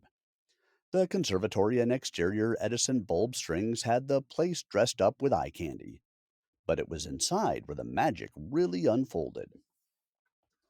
Victorian details were everywhere. High beamed white ceilings, crystal chandeliers, and tall, narrow windows draped in sheer gauze softened the edges. Dark wood furniture anchored the space, complemented by framed photos tucked into every nook and wall panel. Upholstered chairs and benches bore a mix of sophisticated fabrics, while the floors told their own story. Age deep red wide plank teak in the dining rooms, and a crisp black, white, and gray diamond tile in the adjoining bar and snack cafe. White served as a quiet backdrop, letting every other design element shine. Bursts of color added depth and charm. Royal and teal blues broke up the visual field, while brass sconces cast warm pools of light along walls and walkways. Tasteful Parisian rugs grounded the space with patterns and softness. The result was a place that felt both grand and intimate, spacious and bright, yet layered with warmth and character. It was unlike anything I'd seen in Thailand, but felt deeply familiar. Vanita may have been local, but it showcased the owner's taste and obvious experience abroad. My bartender, I'll call him Jax, was a funny, gregarious fellow and was almost fluent in English. I asked for a martini.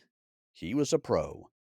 First, he asked what gin I preferred, how much dry vermouth I wanted, and whether I preferred olives or a twist.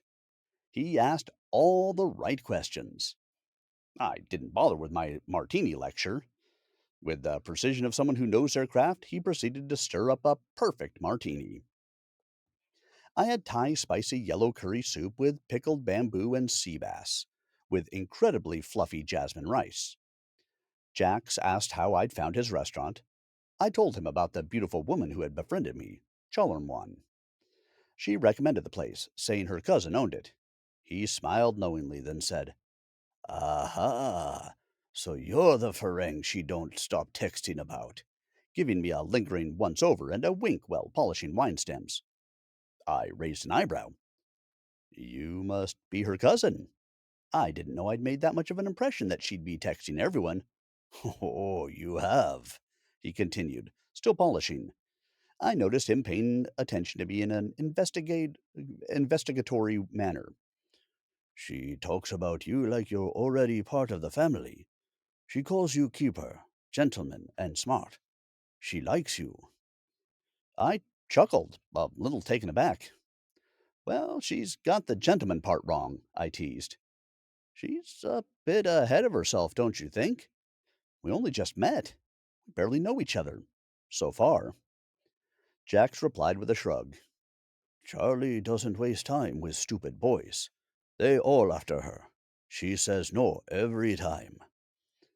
He finished his polishing with a flourish, clearly pleased with his work as he held a glittering stem up to the light. You are different in her eye.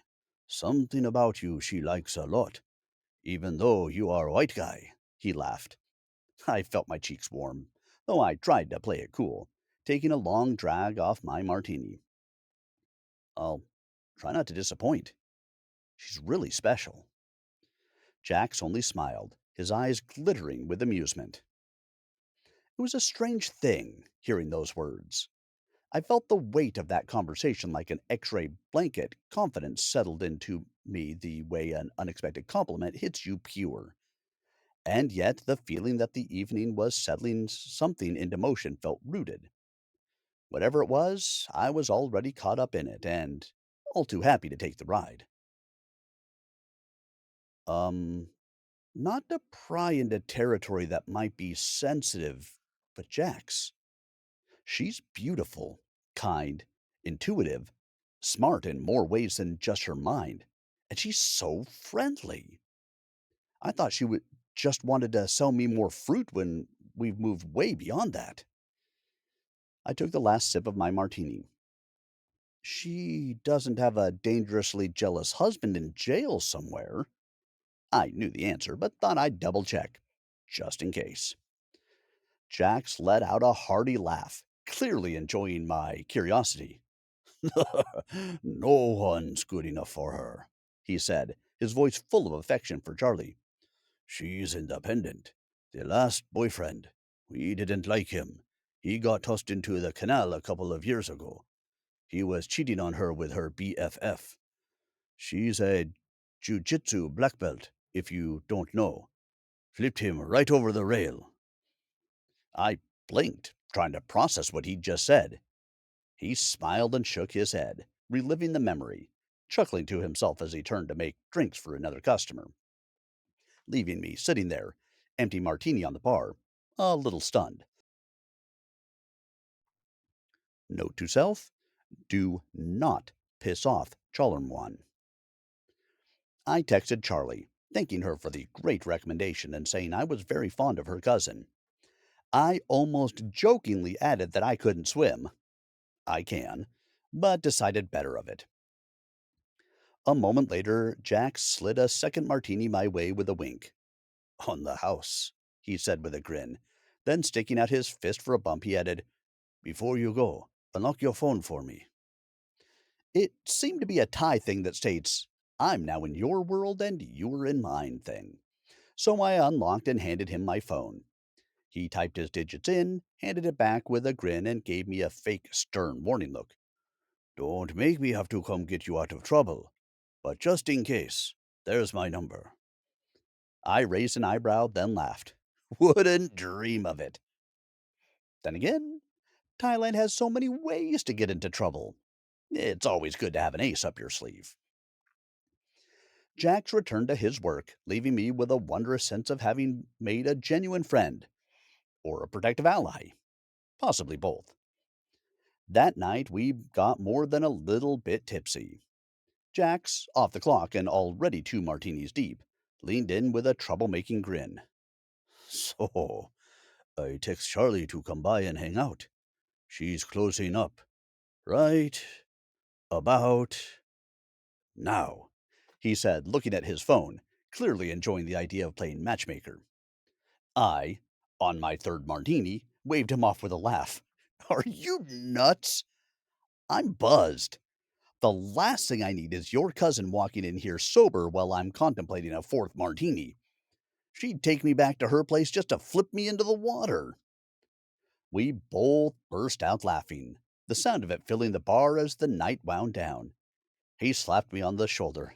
Yeah, good call, bro, he said with a grin.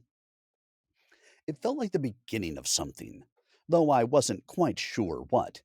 But I had the distinct feeling that if I ever did find myself on the wrong side of Charlermoine's good graces, I could count on her cousin to have my back, or at least make sure I didn't drown in a back alley clong. I awoke just as the sky was showing off its blush, and admittedly I was a little rough. My head was a battlefield, and my body was protesting the mere idea of being anywhere near a gym. But I dragged myself there anyway, determined to sweat out the previous evening's indulgences. After an hour of pouring martinis out of every pore on a bike and treadmill and silently swearing through the sweat that I should have stopped at 2, my phone pinged. It was Charleroi. Her message read, My cousin and love you. Now we marry so you family. It was followed by a winking, crazy faced emoji. I grinned, my hangover momentarily forgotten, and replied, Well, I suppose it's not every day a man gets a marriage proposal that's so efficient and perfunctory. Okay, followed by a kiss emoji. It took her a while to translate, but she followed up with LOL. We met for dim sum again, our now sacred ritual of steamer baskets and not so subtle glances. She suggested a walk through Lumpini Park, Bangkok's Green Heart, and just like that, the day unfolded with the quiet ease of something meant to be. Lumpini had already made my short list, but coming from her, it became something more. A shared plan, not just a personal wish. By now, I trusted her completely. She'd already proven herself a guide of the highest order, equal parts instinct and elegance, with a knack for knowing exactly what I didn't know I needed. I'm in your capable hands, I told her. Order whatever you like. Don't worry, I'm not squeamish about eating anything. She grinned a bit evilly, I thought. I could tell she was going to test the waters. I loved it, and was excited for whatever came to the table. I listened carefully as she launched into a rapid fire conversation with a server. Her Thai flowed while I, a mere spectator, nodded and smiled, looking like I understood more than I actually did, or anything at all for that matter. I think I caught har and my at some point, but that was all. The server nodded, rapidly jotting notes on the back of her order sheet. She had that rapt attention of someone cramming for a final exam. 30 minutes later, she'd ordered a lot. A parade of dishes arrived, each one more daring than the last. Tripe in fermented bean sauce, beef tendon bao, ox heart shiu mai, skewered chicken livers and skin, ox kidneys with fermented cabbage wrapped in sticky rice, fish balls cooked over open coals, and those mysterious scallop mousse magic bombs that were now etched in my sense memory. There were a few recognizable crowd pleasers for good measure, though they seemed a little out of place amidst the more adventurous offerings. Sitting there, surrounded by dishes that were both foreign and familiar, I couldn't help but laugh at the absurdity of it all. Being in Bangkok, with a woman who was turning my world upside down in the most delightful way, who had a palate and stomach that matched mine, I would face her challenge and was looking forward to it all. I was hooked. On the food, on her, on this sleepy corner of Bangkok, on all of it. If I could only get the aroma of juniper from all that gin out of my nose, I would have been at a level of sabai I have rarely known. The tripe had been slow braised, then wok fried with fermented bean paste, rich and punchy with just the right chew and squeak. Tendon bao? Fantastic! The hearts were grilled, then rubbed with spiced charcoal before being shoveled into shiomai, earthy, smoky, and tender. The chicken livers were yakitori style, alternating with crispy skin and basted in a simmering, rich chicken stock glaze. Freaking delicious! The fish balls? Boiled in stock, then roasted over hardwood with a miso paste brushed down until silky. This wasn't dim sum. This was art. She asked if I wanted to try brain. I tapped out. Not at the thought of brain. I've had it before and it was delicious. But because I was running out of room and was craving their crispy chive pancakes. I'd had them on my first morning and my mouth did backflips, which were nothing short of perfection. Paper thin, fried to a golden crisp that burst apart like edible glass with each bite. Chef Yip's crew was clearly serious about their craft. I grinned, trying to determine her motivation. So, were you trying to freak me out with all the guts and gore? Charleroi, with her mischievous playfulness and top gear, gave me a sly smile. Seeing if adventure you are. I don't like brain, but see if you go that way. I raised an eyebrow, understanding that she was discovering me. Time to turn the table around. So, Charlie, do you like sushi? Sashimi? That was the first time I called her by her short name. She caught it like an all-star shagging a deep fly ball at the top of the wall. She smiled as her eyes lit up. Then she squeaked with excitement. I love sushi, but no family go with me. They say no taste. Oh, this was going to be delicious. I chuckled, already plotting revenge with the glee of a villain in a fish market. I could almost hear her gasps of incredulous awe as I unveiled my world of sushi. Fermented roe sacks, marinated raw quail eggs atop salmon roe, briny sea urchin with crab fat, buttery monkfish liver, and, if the gods of the questionable were smiling, some oozy, aged delicacy that looked like it had crawled out of the ocean and given up mid evolution. It wasn't going to be dinner, it was going to be theater. All I had to do was find the stage. But for now, we continued to eat, laughing and sharing our stories one dish at a time. The food, while wonderful, was only the backdrop to the real adventure unfolding. It was time. Time to show how I was floating, how everything felt suspended, percolating in that thrilling space between us. As we rose, I reached for her. My hand found hers as I gently pulled her into me. I stared into her eyes as the world around us faded. I kissed her, not on the cheek. It was gentle, but it was everything. Subtle, like a whisper, but charged with something that neither of us needed to articulate. Time stood still, holding us suspended in that instance. We never broke eye contact. My eyes held 1,000 whirling emotions, too many to pin down, while hers smiled back softly, approving, knowing. And in that exchange, I felt that marvelous flash when you know that the most powerful moments don't need words. After breakfast and our hurried exit to avoid remonstration, we made our way down the sidewalk to the bus stop. Charleroi took my hand and playfully began to skip by my side. It was a silly, beautiful gesture of easy playfulness, one that caught me slightly off guard. Public affection isn't something you see often in Thailand, especially with older generations around, and though it was welcome, I hadn't expected it. But something about that hand in hand moment, everything shifted. I slowed my pace, glanced at her, and for another second within a few minutes, the world blurred around us. Her sheer natural beauty shocked me again.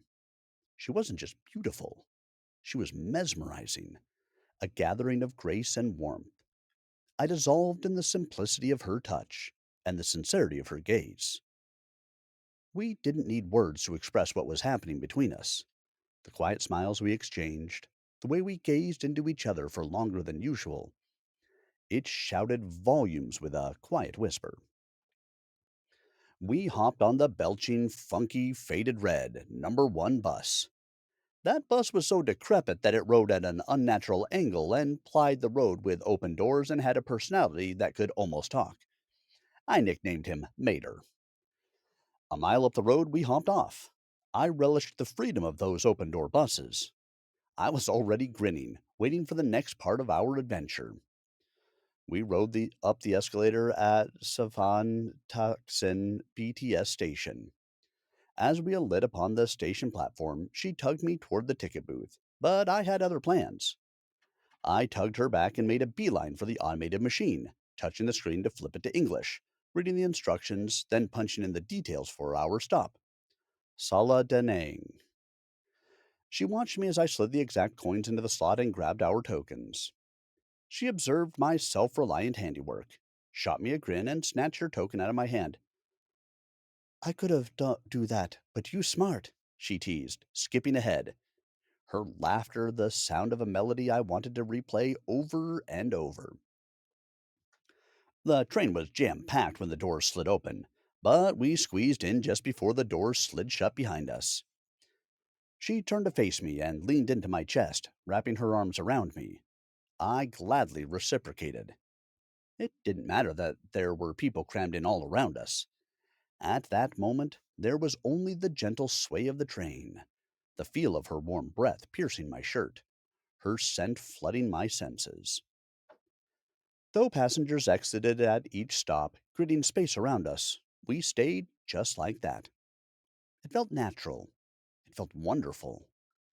I could feel something flicker in me, something I thought I'd lost forever. The kind of love that's beautiful and terrifying all at once, that makes you hold on and never let go. I felt it before and knew that feeling all too well. But sometimes those brutal tsunami waves don't let you surf. They just grind you up and spit you out. I prayed that that wouldn't happen again. We held hands as we exited the station closest to the park entrance. Though I'd never do that casually, this wasn't casual for either of us. But it was all so young, so fresh. I asked myself, how could this be more than rampaging hormones and the desire for something new?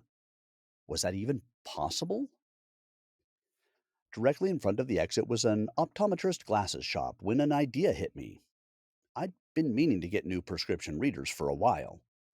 In the US, even with insurance, they were ridiculously overpriced for cheap frames and plastic lenses and took a week to get. You want good frames and glass in the US? Better take out a loan. That's how pathetic the healthcare industry has become back home. I turned to Chalarmwan and asked if she'd mind stopping in with me. I made it clear it could wait, but she said, Mimi Payana. No problem, showing me the translation on her phone. We stepped inside the well appointed optometrist shop to see if the rumors were true. Any kind of healthcare in Thailand?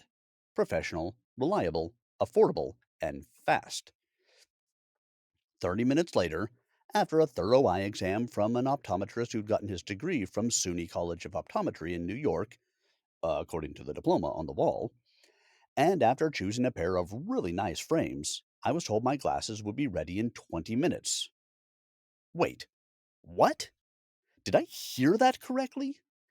Hand ground corrective real glass lenses in under an hour? Well, I'll be damned. We were headed across the way to Lumpini Park, so I told them we'd be back in a couple of hours.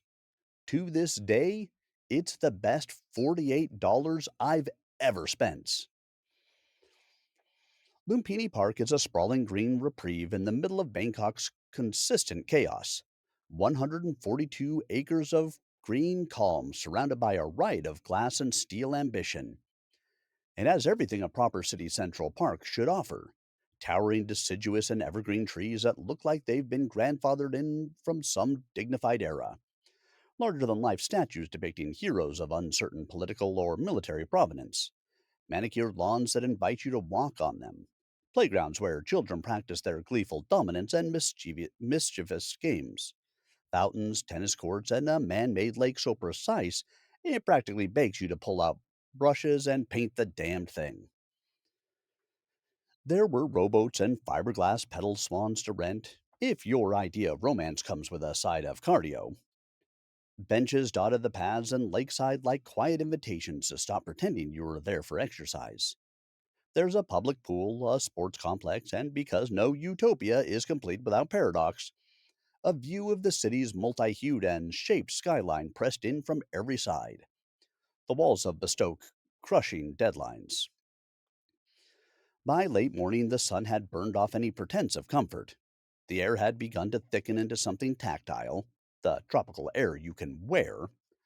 The various park entrances were gated with tall, ornate wrought iron fences, tipped with gilt, the kind that makes a casual stroll feel vaguely ceremonial.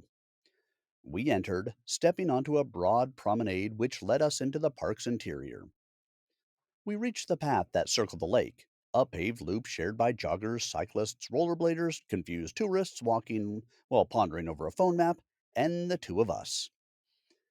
Those stately old trees arched overhead, blotted out some of the sun's merciless beams, granting patches of shade that gave comfort like a shaded chaise on a hot beach.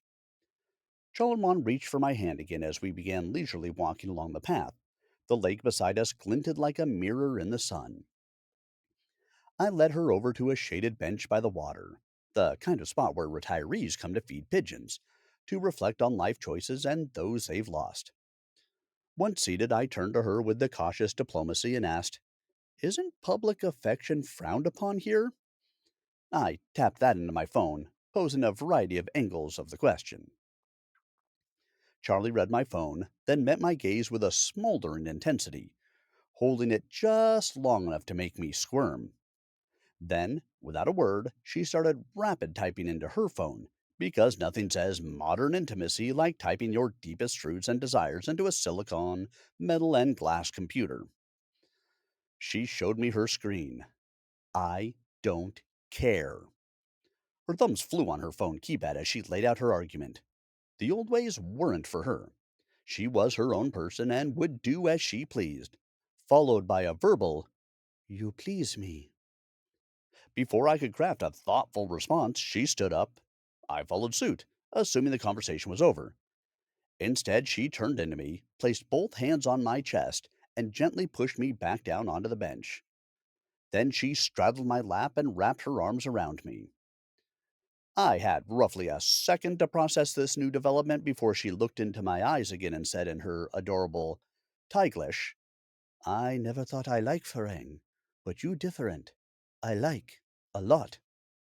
And just like that, we kissed. It was a smoldering, slow, love filled kiss so deliberate that intention couldn't be mistaken, even by me.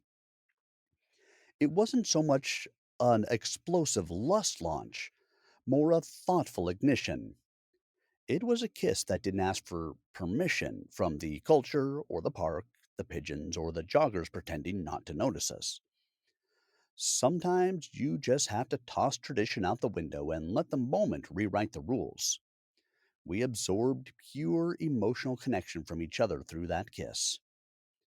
After catching our breath, smiling at each other in mutual appreciation, and staring into our abyss, one where we were both longing to dive into, we rose and strolled hand in hand, not caring about anything else except each other. We came upon an attractive arched bridge that spanned two sections of the lake. A handful of elderly locals were tossing pellets into the water, their movements slow and deliberate, like they'd been doing this for decades, maybe longer.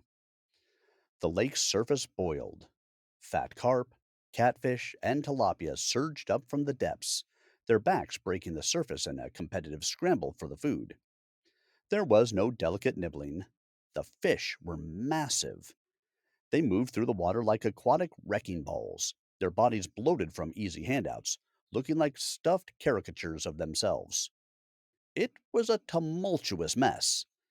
The surface surged with wriggling bodies, fins and tails slapping, mouths opening and closing in an unholy chorus of fish gluttony. Whole scene had a primal absurdity to it. We watched the aquatic madness unfold. Charleroi laughed, shaking her head at the spectacle, and I couldn't help but think, this is the kind of place I could get used to as I slipped towards dotage. A glimpse of the old, odd, unstoppable rhythm of life was very comfortable. The lake was quite large, but I couldn't shake the thought, where the hell do all those fish go when no one's feeding them?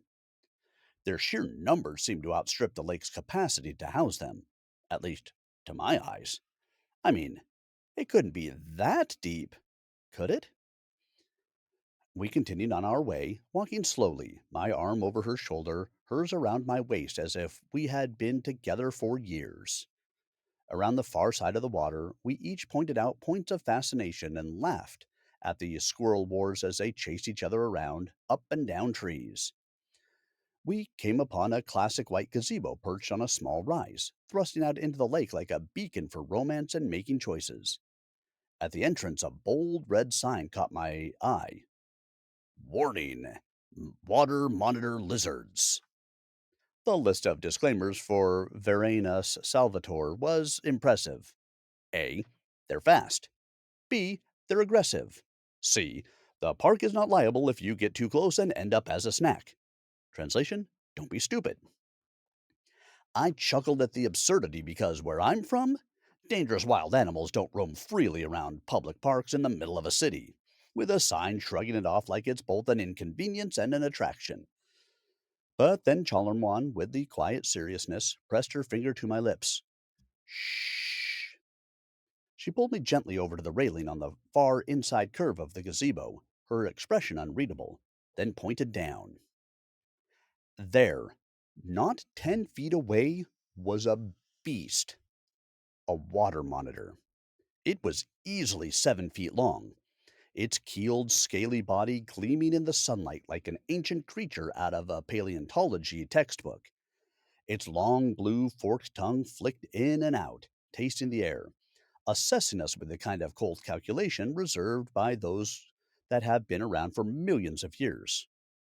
I swear I could hear the Jurassic Park theme music drafting from somewhere else in the park. A chill ran up my spine and caught myself instinctively taking a half step back, pulling Charlie with me. The thing looked like it could rip through a human with all the effort it takes to draw a breath. I glanced at Charleroi. She met my gaze, and we both burst into nervous giggles. It wasn't that light-hearted kind of laugh that means, this is funny, if not a little bit creepy. No, it was more nervous, well, hell, what now? There be monsters here kind of laugh. The kind that happens when you realize you're suddenly not the top of the food chain anymore and imminent danger is close by. We held each other's hands tighter, as though that might somehow make the lizard rethink its lunch plans. I'm sure it only sparked, ooh, look, a twofer, lust in that lizard brain. Luckily, the water monitor was down there, and we were up here in the relative safety of the enclosed gazebo. Why would a large, fast, aggressive predator be allowed to wander freely around a public park? Thailand, in its infinite wonderful weirdness, had struck again. Then Chalermon, who had been glancing about, pointed off to the right. There, beneath a low overhanging branch about 30 feet away, another monitor was lounging. Smaller, not by much, but still intimidating. It locked eyes on us as if to say, I'm not hungry yet, but you're looking pretty tasty. I scanned the area for possible defensive weapons, anything that could fend off a rampaging lizard. A thick branch on the ground? A stray rake left by park crew? Maybe a small child that had been left behind, preferably one that could run a little slower than us. A trash can full of leftovers to toss as a distraction. I was grasping at straws, but my flip flops were hardly up to the task of outrunning any creature with a pulse, much less a cold blooded speed demon. Charlie was in much better shape with her running shoes. I'm an honorable fellow, and like any chivalrous guy, should things go sideways, I'd be the one to get mauled by those Godzillas. Sure, I'd earn a scar or two and some nurse's sympathy to go with my gallantry, though the idea of spending the rest of my life with a prosthetic limb was not all that enticing. Still in the gazebo, I pulled out my phone and researched the creature. Fun fact: water monitors can sprint up to 28 miles an hour in short bursts up to 40 yards, which was much faster than either of us in our flip flops or sneakers. The thought of that made the annoyance of the mosquitoes feel far less urgent. Another fun fact: they are carnivorous. There went my hope of gathering up some greens and throwing them in the sprinting lizard's path, just in case, he was in the mood for fiber. Then I noticed they weren't just lurking, they were circling. The occasional hiss as one got too close to another seemed much louder than it really was. I realized that the only thing between us and a potential Animal Kingdom takeover was the high railing made of wood. Another fun fact: their jaws are strong enough to crush small to medium diameter bones. You put two and two together and see how your comfort zone is. We quickly and quietly exited the gazebo from the only entrance, which faced away from the lake and the menacing lizards. That felt prudent. About 50 feet out, as we rounded a shady bend, an even bigger lizard greeted us. Massive and silver. It hauled itself out of the water just to our right with a fat, thrashing tilapia in its jaws. The scene was straight out of some nightmare nature film. Only this time, we were in the documentary. The lizard ignored us, intent on its sashimi lunch. It slithered under a tree, looking pleased with itself as any predatory reptile could with lunch in its jaws. Just when I thought it would actually be kind of cool to get closer and watch a water monitor destroy a fish and that the worst was over, a bigger monitor appeared. The intent on an easy snatch and run lunch evident as he assertively went right to the kill. Blackie was the biggest lizard we'd seen yet, easily 8 feet or more snout to tail end, and they got into it, snapping jaws, hissing, swishing tails, fighting over the fish like a couple of drunks brawling over the last swig off the jug.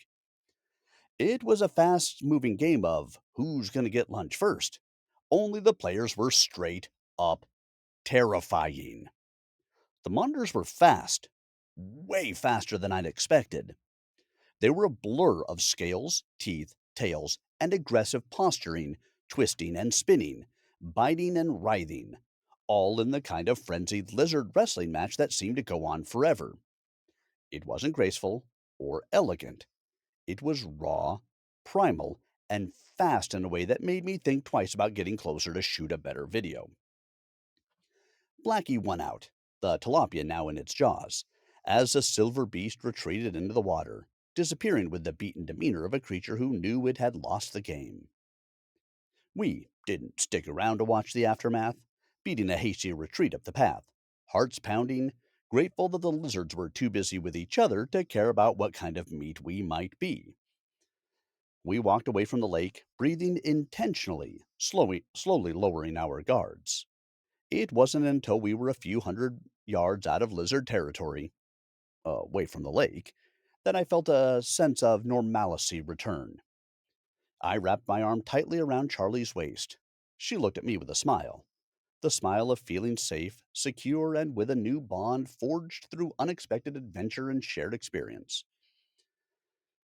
We headed back toward the main gate, making our way along Si Lam Road to the eyeglass shop. I picked up my new specs, and they were perfect. They fit me better and had an incredible precision of focus, much better than my previous very expensive pair. I relaxed into myself, which was no small miracle considering the amount of primal stress we'd been under moments before. I asked the young woman at the desk if she knew there were dinosaurs just across the road in the park.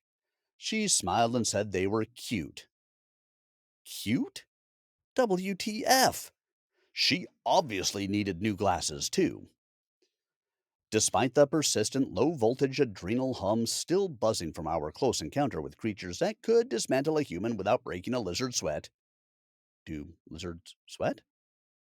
I felt sabai, relaxed. Maybe it was the glasses. Maybe it was the relief of leaving the lizard kingdom behind. No, it was Charlie by my side, willingly participating in and around my life, as I was with hers, with her relaxed mood that spoke volumes about the meaning of comfort. But it was mutual, an emotional and unspoken give and take. It was a beautiful marriage of compatibility that we were both enjoying. It was early afternoon when I was struck by a sudden and insistent craving for a cheeseburger. It wasn't something I expected to miss in Thailand, but there it was. I asked Chalermon if she ever had a cheeseburger. She said yes, but it wasn't quite what she'd imagined, and not all that great. It didn't please her, but I did. Ha! Larry one cheeseburger zip. I'm proud that I outscored a cheeseburger. However, I have a strict rule. Rarely will I succumb to fast food or chain restaurants where the menus are creatively vibrant, but the ingredients are mere commodities to be foisted onto whoever schleps through the door. It's a rare exception that I'll break it. That happens on road trips where family owned joints just off a highway are as hard to find as a live dodo. But living in a place, in a community? No. I treat those fast food chains as if they're serving up Ebola in a bun with a side with the fries. However, sometimes hunger makes you do things you wouldn't normally do. And that cheeseburger craving, as irrational as it was, felt necessary. I almost caved, such was my craving. Along the sidewalk just down from us was a burger joint. One of those fast food places that, in a pinch, will satisfy an olfactory lust for a flame broiled cheeseburger. The scent of flaming beef was drafting out onto the street like a siren song. The dirty trick that cued up my craving. But I refused to go down that road. I saw the vent from the kitchen hoods above the street side door. Bastards. I pulled up a map app on my phone and found a locally owned burger joint a few blocks away instead. We strolled hand in hand to 25 Degrees Burger Bar instead of caving to the gravitational pull of King McJack Crack. The burger? Better than average, made with locally sourced ingredients. It was exactly what I needed to scratch that itch, though the brioche bun, while a nice touch, was a little on the sweet side. Chalermon, however, was unimpressed. How could this be? How could I consider a future with someone who doesn't enjoy a cheeseburger? That's like saying you believe in but hate Santa Claus. Burgers not your thing, Charlie? I teased her with fake exasperation. She gave me a noncommittal shrug. Too much at same time, she said, as I reached over to gently wipe a dab of ketchup from the corner of her mouth. She smiled, then dipped her finger in more ketchup and dabbed it back to the same corner so I could do it again. Fixin'. Burgers are America's, and now one of the world's answers to a gnawing stomach, in close contention with pizza, hot dogs, noodles, and street tacos for what scratches that itch better. And of course, with burgers come fries, as if we needed more. Charlie didn't like how everything was crammed into one ridiculously huge bite, and I understood. Some burgers are stacked so high it's like trying to bite into a mattress. It's a trend for sure. Bigger is better. The towering burger is a skyscraper of self importance in a sesame seed bun. But let's be honest, it's not necessary. These days, many people don't eat until they're simply satisfied. They eat until they can't breathe, which induces that gut bomb effect. As I've aged, I've come to admire cultures that lean towards smaller portions. No monstrous plates that leave you in a coma because, let's face it, Nothing kills a dinner date or party vibe faster than collapsing onto a couch after a heavy meal, brain fogged, body bloated, praying for a pillow and the mercy of unconsciousness, while trying to maintain eye contact and pretend you were still capable of lucid conversation. After lunch, Charlie needed to head back to her store. I had watched how hard she worked, and when she's there, she has two employees that help out and cover her off days. And even when she's not at the store, she's placing orders, paying invoices, planning deliveries to restaurant and private customers, or pre planning for upcoming harvests. This time I wasn't about to let her brush me off with a wave and a smile. I tagged along, leaving her with no exit strategy. I made it obvious that there wouldn't be an out for Charlie today. She tried. She really tried to talk me out of spending my afternoon and evening bagging sales and replenishing displays. I listened, then ignored her pleads with a firm but gentle, "No way, Jose." I had to explain that phrase to her, and told her that whatever she needed, except for me to leave her side, that I would gladly take care of, leaving her to help her customers. She said, "You're traveling. Why you work?" I explained that I simply wanted to be with her, to help, no matter what she had to do. She sighed. She smiled. She kissed my hands. She relented. While she unlocked, still shaking her head at my insistence, I rolled up and opened up. We jumped into tasks together, pulling out display tables, setting them up, side by side. I shadowed and mirrored her every move to make sure my help was up to her exacting standards. I'd noticed the layout before, so it was fast, efficient, and smooth. She glanced at me once or twice, but didn't say a word, just let me be part of her flow. Inside, we started hauling fruit bins and trays from the walk in cooler. I was reaching up for a box of pineapples when she turned and launched herself into my arms with far more force than I was prepared for. In fact, I wasn't prepared for any kind of sudden shifting momentum at all. She wrapped herself around me like a boa constrictor, and I stumbled to catch her. We toppled backward to the floor in a tangle of limbs and laughter. We landed hard, but laughing, and before I could fully register what was happening, she kissed me. Not a shy nor demure kiss. That kiss was deep and magnetic, a breath stealing, libido surging kiss. And then, strawberries. A whole box of them, falling from the shelf above, showered us with fat red fruit. The strawberries tumbled on and around us like a juicy red confetti cannon. Thank goodness there was another flat.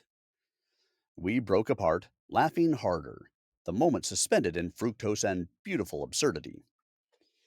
She grabbed my wrists and pinned me down, her silken hair fanning around my head as she smiled her crazy, beautiful smile. I wasn't fighting in the least. "You work free," she said, grinning. "Or maybe kisses?" "Definitely kisses," I said without hesitation. "I'd take that pay rate all day long." The afternoon and evening flew by, her stock of everything running low by 9 p.m., making the breakdown a breeze by 10. We strolled hand in hand down the sidewalk toward the Sunreno, but as she turned to give me a kiss goodnight and continue on her way, I took her hand and pulled her along with me towards the hotel. Charlie pulled back and gave me a questioning look. I felt her hesitation, but I was not out to force myself on her.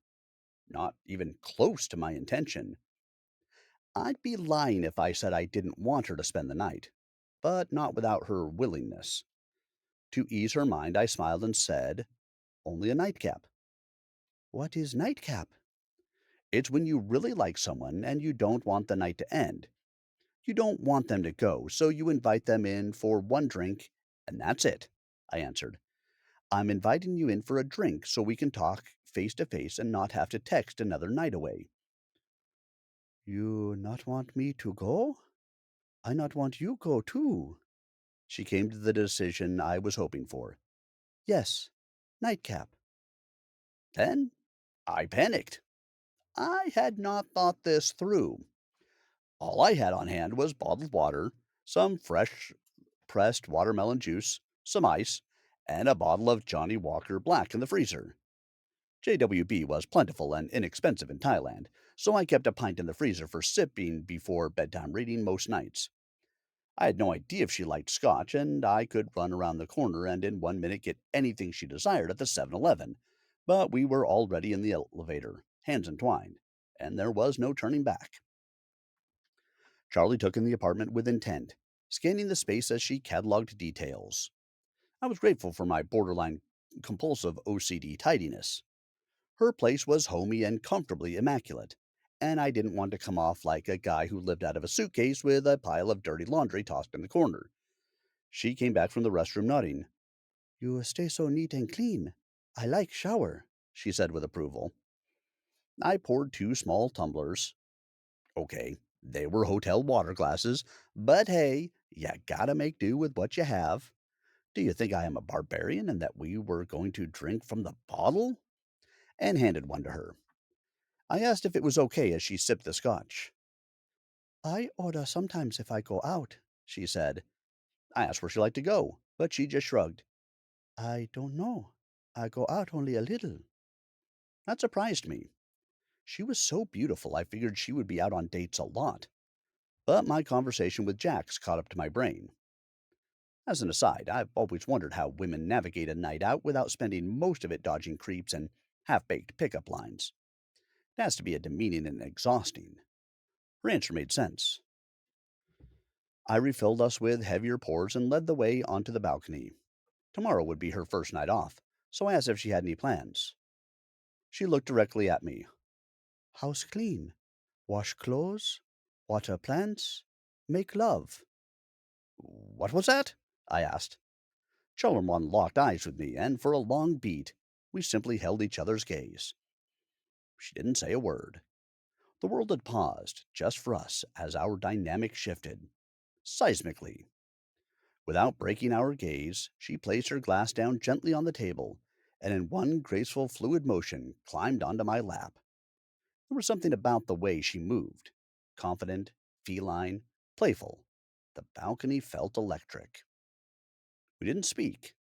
The moment was still, so fragile, yet full to the brim with the wonder of anticipation. I woke to the low glow of early dawn filtering through the curtains, casting its soft light over everything. My eyes slowly opened, and there she was, Charleroi, asleep beside me. Her face relaxed in peace and slumber. A delicate smile adorned her beautiful features. I studied her forever, taking in the sight of her, the rise and fall of her breast, the gentle curve of her lips, the way her raven black hair, silken to the touch, spilled across the pillow in sensuous waves. In 2 days, she'd managed to become a part of my life, as if she had always been there, just waiting for our moment to arrive. I let out a quiet sigh of gratitude filled with genuine happiness and placed the gentlest of kisses on her brow. Careful to not disturb her, I slid out of bed. The air was cool, making my skin prickle as I padded softly across the room to the kitchen. I put the kettle on for coffee as I found myself lost in thought, replaying the past hours, trying to figure out how everything in my life had recently shifted into such a beautiful rhythm. The simple truth, though, was that in the quiet of the night, I'd found something I hadn't expected. A connection so raw and so real, it was impossible to define, let alone ignore. And I certainly didn't want to listen to the caution, crossing ahead warning careening in my skull. I needed to run screaming like a banshee into the maelstrom, come wreck or ruin. I glanced back at the bed, where she still slept peacefully. The morning light caught the outline of her figure, the snow white sheet covering her lower body, and for a second, it felt like time didn't matter anymore. I smiled, feeling the moment. I moved through the apartment like a ghost, careful not to wake Charlie, assembling breakfast with deliberate care. 2 bowls of Greek yogurt layered with granola and fresh fruit. Of course, there was mangosteen. Coffee pressed and steaming. 2 cups warming in hot water on the counter. Cream and sugar waiting in quiet alignment. It wasn't much, but it was honest. And it was healthy to boot. Bonus round awarded. I was placing spoons down when I felt arms wrap around me, soft and sure, and lips pressed against the back of my neck. I breathed deeply and sighed a smile of complete contentment, then giggled. She whispered, "What?" "That better be you, Charlie," I quietly replied. She laughed. I closed my eyes and let that moment root itself. Her warmth, the silence, the hum of something beautiful. I reached down and held her arms around me, anchoring us both in a kind of quiet, fragile bliss. She whispered, soft and sweet, a phrase in Thai. If you're a voyeur, look it up. We enjoyed our early breakfast on the balcony, the growing hum of the city rising like background music, an overlay to something more intimate. I asked if I could take her to the Grand Palace and the Phra Ubosat to see the Emerald Buddha. I was sure she had been there, but imagining her reaction to the opulence and history, how she would laugh or whisper something private made me smile.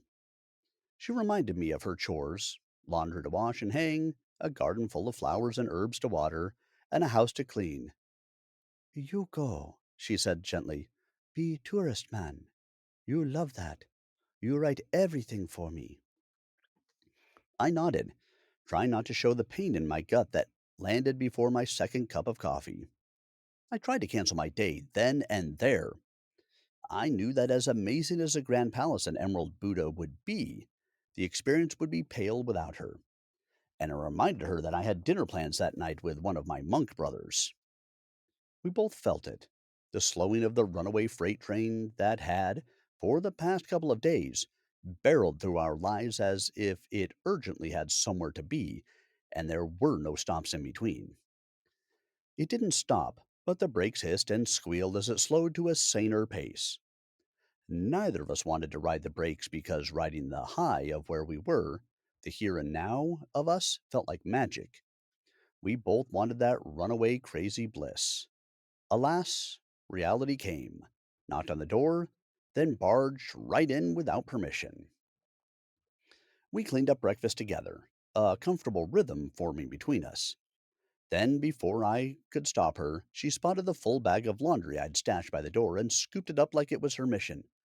"I take," she said with a grin, kissed me quick, then darted away, leaving her musical laugh hanging in the air, and was halfway out the door before I could protest. She couldn't get far, though, because the elevators were key card controlled. I chased her down, catching up as she stood waiting in the hallway, knowing I'd have to escort her down. Smart girl yet again. We rode in silence, standing close, the moment stretching thin and fragile. Sadness crept in quietly, like smoke seeping under a door. I let it come, let it wash over me, just to feel what it was made of. This wasn't just flirtation or the intoxicating haze of newness. It had weight and depth, and it left me needing her in all the best ways. It was in that brief descent as the elevator hummed its low song and Bangkok glittered in the morning light beyond the glass that I knew this wasn't infatuation. We were much more. I stopped at the front desk and asked for another key card. I started to introduce Chalarmwan to the woman at the front desk when suddenly they started talking coldly in Thai. I asked if everything was okay. Charlie refused to answer as she took the key, turned abruptly, and walked away. I looked at the clerk, who had a sour look on her face, and said firmly, "We're going to have a talk when I get back, and I expect your boss to be here." I trotted after Chalamon and caught up quickly to the middle of the drive. "What happened back there?" I asked. "Jinhua said I took her boyfriend, but that happened in school, long time ago." "So you did steal her boyfriend?" "Yes, but he took me from other too," she replied. "And is that who you flipped into the canal?" Charlie stopped short. I'm pretty sure I had just gotten Chakapan in trouble. Silence. "No, that other stupid man," she replied. I reached for her and held her tight, simply holding her close. "Is it okay if I text you all day and evening? I want to share everything I see and do with you, I whispered in her ear. If you not, I not talk to you, she said with a mock scowl, folding her arms in between us in exaggerated protest. It was the kind of pout that made me want to promise her the moon just to see her smile again. We can't have that now. I'll share my day and evening, everything, I promise. I already miss you, as I wrapped her in my arms. That stopped her. She softened, eyes searching for mine. We kissed slowly, unhurriedly. I liked this breaking the rules more and more. There's this thing Chalermwan does when she's truly happy, when the joy bubbles up so fast it can't help but spill out. She rises onto the balls of her feet and gives the tiniest bounce, like her heart's lifting her before she even knows it. It's subtle, like a secret only her joy knows. But I see it every time. It's pure, unfiltered delight, like watching a dappled sunbeam try to stay still. And God help me, it's so freaking cute, it hurts. She was bouncing on her balls in my arms at the end of our kiss, her smile back in place. Then she turned, my laundry bag slung over her shoulder, a light bounce in her step already cutting a path down the drive.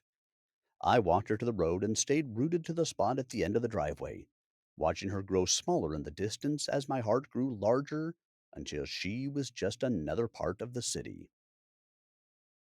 I didn't raise my voice with the front desk clerk, but I didn't leave a shred of ambiguity either. Calm, direct, and unapologetically clear. Chalermon would be coming and going from my apartment whenever she pleased. That wasn't up for discussion. I wasn't asking permission. I was drawing a line around her dignity. The manager, standing nearby, looked like she might object, but I held her gaze. I wasn't about to let anyone reduce Charlemont to a stereotype, especially not in her own neighborhood, where people should have known better. After a momentary pause, the manager broke the silence. She stated there would be no issue. Then, with a sharp glance, she made sure her desk clerk knew who made the final call. At 6:45 a.m., the big wheels of Bangkok's daily grind were already turning. Figuring out how to get from Sunreno to the Grand Palace was a puzzle. At this early stage in Bangkok, my understanding of the public transit system was barely above lost and blind newborn. My research felt like I was trying to solve a Rubik's Cube missing half its stickers while in REM stage, and possibly drunk. There was no clean BTS or MRT route from my neighborhood to the Grand Palace. Just a mess of transfers and enough crosstown gymnastics to qualify for the Thai Olympic team. So I did the only sensible thing. I scrapped the strategy, waved down a cab, and let laziness wear the crown.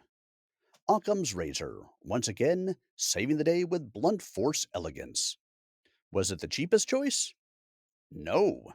But pretending I understood the city's labyrinthine routes at this point was an exercise in futility. I'd learned, but this was not that day. Maps and alternatives went out the window faster than a lit butt. The roads were starting to hum with early morning life. Bankers, lawyers, coders, and consultants, and number crunchers, all chasing a few extra baht, riding that Bangkok hustle. Their energy mirrored the rising burn of the city's movement. Packed buses, weaving scooters, barking tuk-tuks, and taxis like mine. Gritty, crowded, and just as much a part of the hustle as anyone in a suit. 25 minutes later, I was unceremoniously dumped at the corner of Na Phra Lan and Maharat roads, near the river. My cabbie barely slowed down. He was already eyeing a U-turn back to the business district, chasing every fare he could before the business bell rang. The morning air wasn't pleasant. It held that specific humid breath promising the coming heat, while the sun, still low and merciful, spilled its hesitant golden light across the pavement. My feet found the long stretch of Nafra Lan Road, a grand boulevard pulsing with the low, undeniable rhythm of the city beginning to stir. Beneath my flops, this broad stretch felt less inert stone and more like living history, and the sheer improbable reality of being right there felt like a jolt. A perfect convergence of geography, gut feeling, and something approaching jaw dropping awe as the looming walls of the Grand Palace stood sentinel duty on my right. It took a millisecond to grasp the undeniable truth. I wasn't charting undiscovered territory. The early birds, like me, were already there, a serpentine belt of anticipation coiling its way toward the entrance. It was still stupid early. The heat, tropical humidity already clingy was making its presence even more insistent as we stood shoulder to shoulder, engaged in our own quiet, impatient dance. A collective human tide drawn from the same irresistible current. History, the sheer glittering weight of the Emerald Buddha's mystique, the universal yearning to witness something so genuinely grand that words invariably fumble over it. We were all here for the culture, the education, the pilgrimage. FYI, the price of admission at the Grand Palace can land like an uppercut. It's easy to get used to the norm quickly. The ludicrously low 10, 20, or 50 baht charged for entry into ancient temples tucked away along sois and boulevards. Wonders that ask for barely a pittance to see grandeur. 100 baht approaches audacious. But 500? A solid 15 US dollars? By Thai standards, that's exorbitant. The cost of a dozen excellent street meals. Yet, standing there, inside the gates, looking at the sheer scale and majesty of the palace grounds sprawling before you, and considering everything that ticket actually gives you, that initial sting begins to dissipate. It starts to feel, if not exactly cheap, then justified in a way that few tourist attractions anywhere manage. Because it's not just a ticket to walk around the Grand Palace grounds, it's a full blown, slightly overwhelming package. They hand you a full color 6 panel map, vibrant, meticulously detailed, loaded with narrative that attempts to guide you through every glittering temple, statue, towering stupa, royal hall, and sacred relic jammed into the compound. There are stacks of glossy pamphlets in 20 different tongues detailing the aesthetics, the history stretching centuries, the cultural weight of everything within. It's a self guided deep dive, whether you wanted one or not. And they offer free guided tours in 10 languages inside.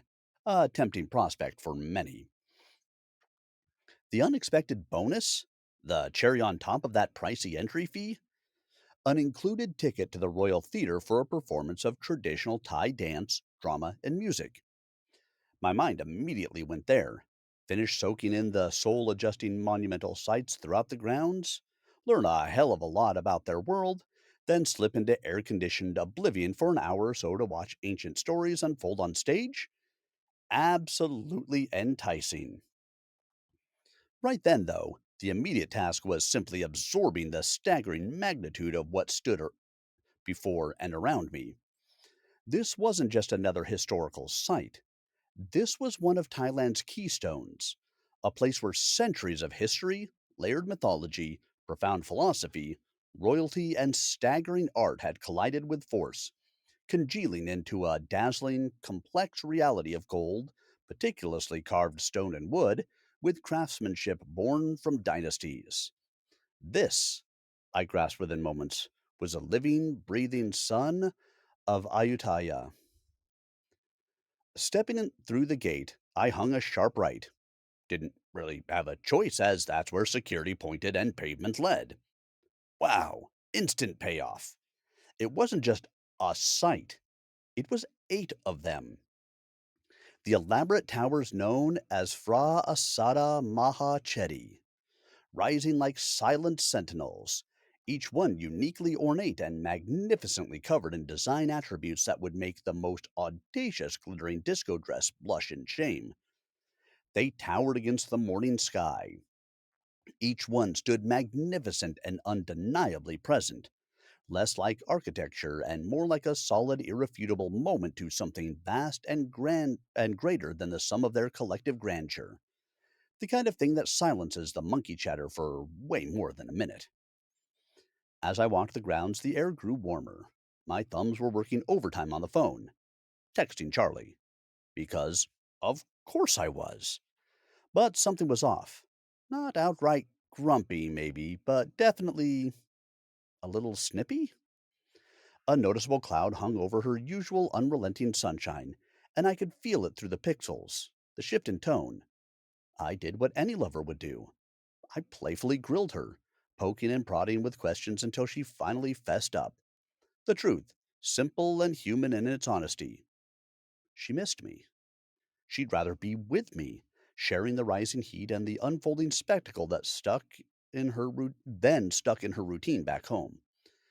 Even though she added with bluntness that only someone who's lived here, someone who has lived with this history can wield, she'd been there, seen that, got the t-shirt. My immediate reflexive and honest response? I'll cut it short. See you in an hour. A beat passed, the silence of the text thread louder than the murmurs of the crowd. Then her reply came, sharp and clear, cutting through the digital space with force. No! I sorry. You explore, see my country. I wish I was with you.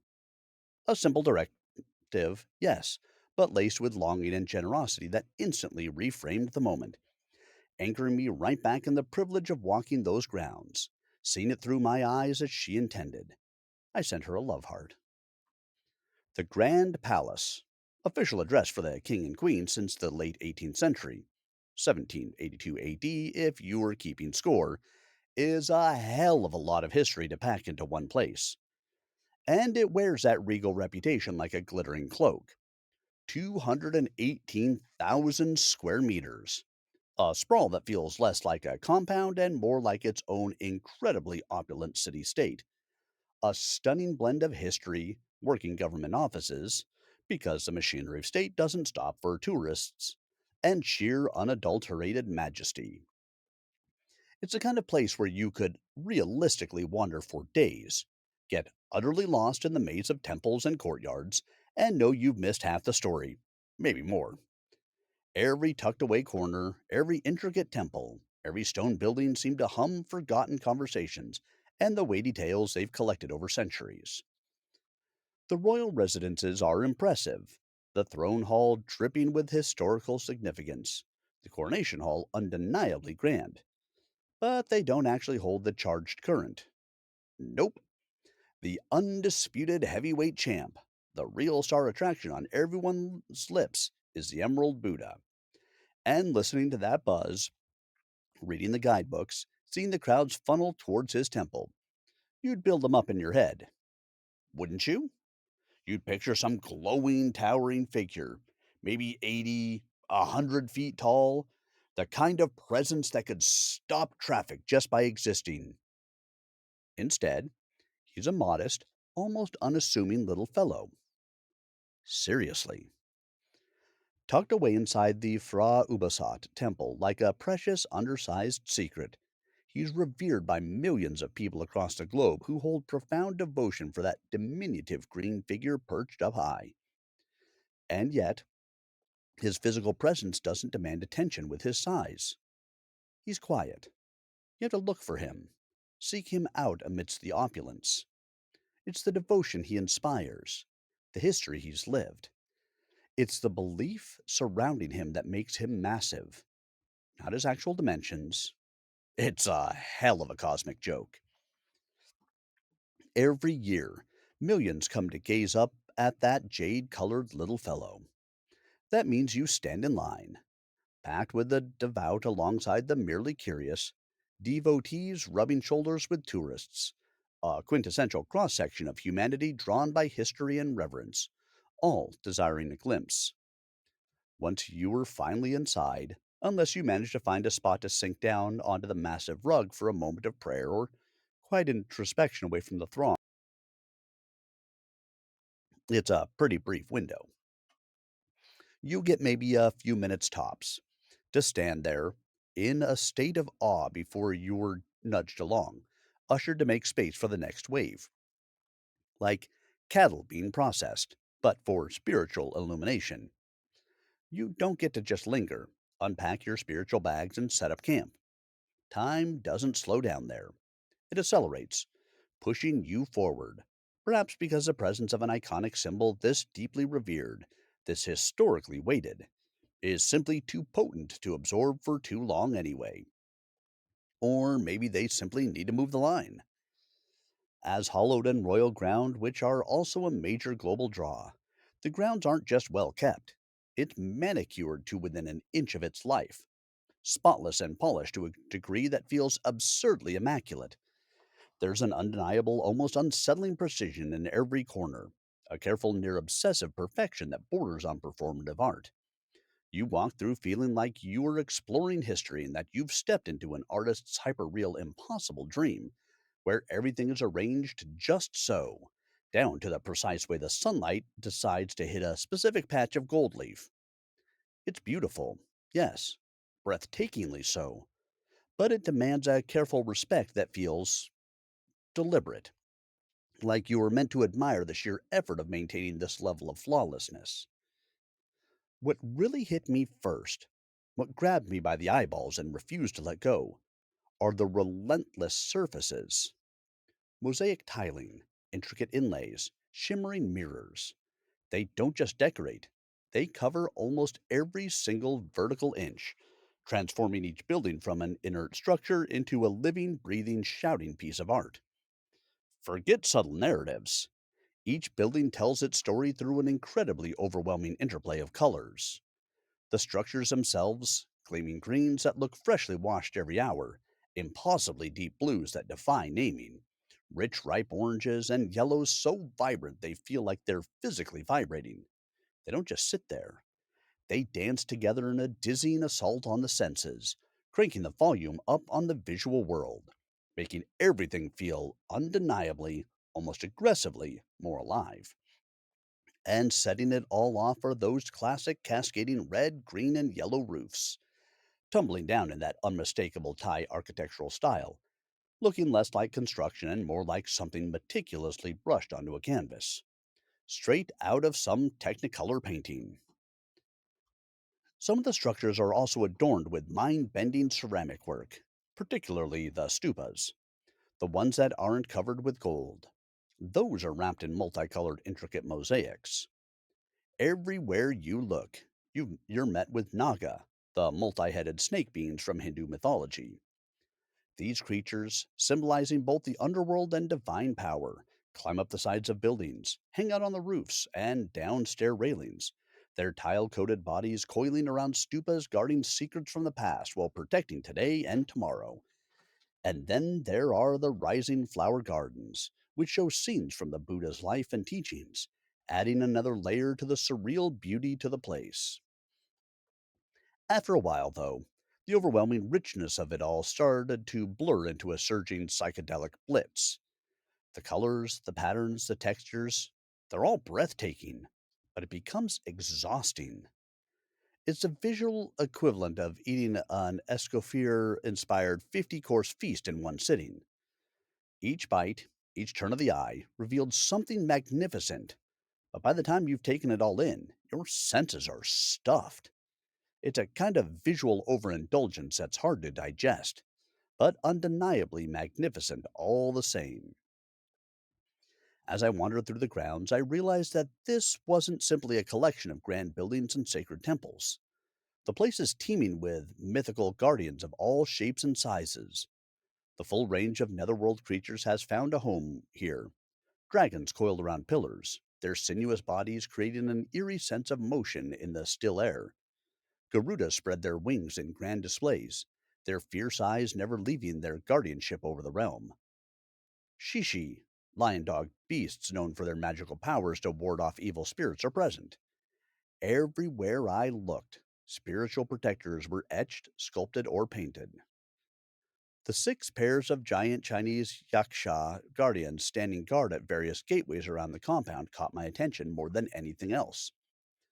Those figures are a curious contradiction in an otherwise serene landscape. With their fierce stance, snarling expressions, warrior demeanor, and elaborate armor, they seem out of place in a space so brimming with calm and holiness. They are the kind of creatures that look like they'd leap from their stone bases if given half a chance just to lob your head off for even thinking impure thoughts. However, yaksha aren't harbingers of doom. They're benevolent nature spirits assigned to guard precious things, in this case, the temples and royal grounds. Still, their intensity adds a layer of tension to the otherwise tranquil atmosphere. Each yaksha is unique, carved with striking details that bring their personalities to life in ways that are simultaneously intimidating and fascinating. They're beautiful, their terrifying visage and attitude formidable. I found myself wishing there was more to learn about each one, what legends they embody, but in a way, that mystery added to their allure. One of the more surprising features on the grounds was an incredibly detailed replica of Angkor Wat. Though perfectly to scale, it is much smaller than its Cambodian twin, but that doesn't make it any less impressive. The craftsmanship is astonishing. Every intricate carving, every delicate stone relief seems to come to life despite the more compact size. While it's far too small to walk through like the original, it still holds an air of grandeur that stops short of feeling like a toy or a miniature. I couldn't help but admire the effort that went into making such a precise replica, with every detail preserved. And just to really pile on the value after that initial sticker shock, the entry ticket also buys you passage into several museums within the complex, which are packed with incredible artworks spanning the centuries of Thailand's vibrant, complex history. Add all that up, the sheer scale, the dazzling detail, the multi hued layers of history and faith, plus the access to those collections, and yeah, that once shocking entrance fee starts looking like one hell of a bargain after all. Just a heads up, though, because despite the timeless history and spiritual weighty grandeur, the grounds have a schedule, and they stick to it like a royal wedding plan. They lock it down at 3:30 p.m. sharp every single day. And by sharp, they mean it. Strictly adhered to. So if you want more than a hurried, sweaty sprint past glittering things as they usher you towards the exit, plan accordingly. I'd been tethered to my phone all morning, locked in a steady stream of texts with Chalermon, sharing everything and anything my experience was giving to me. It was the kind of conversation that felt impossible to put down for more than a minute, each ping pulling me back in, a constant quiet current flowing between 2 points across the city. Eventually, the screen lit up with a message that had just the right mix of genuine affection and playful exasperation. It read, "Okay, okay. Tell me everything tonight when we have an eternity in the stars to catch up." I sent her a question mark because her text was amazing. "I use your translator app." Smiley face, she replied. I burst out laughing, even more smitten. Then came the three words. Those three words. Simple, direct, and they crash landed in my soul, making everything else fade away, reducing the grand palace, the crowds, the heat, all of it, to background noise. I love you.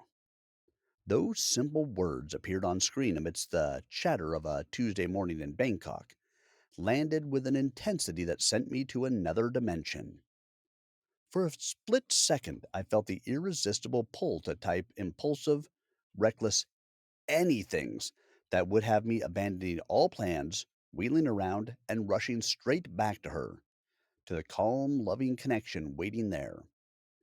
Instead, standing there in the middle of the Grand Palace grounds, a world away, yet connected by cell towers, I paused, smiled to myself, and sent back what felt to me like the only honest reply in that wonderful moment where profound emotion collided with the day's itinerary. All right, I typed. Sounds like a plan. Just so you know, I'm off to Chinatown in a minute to eat my way through guts and gore. I waited and waited and waited.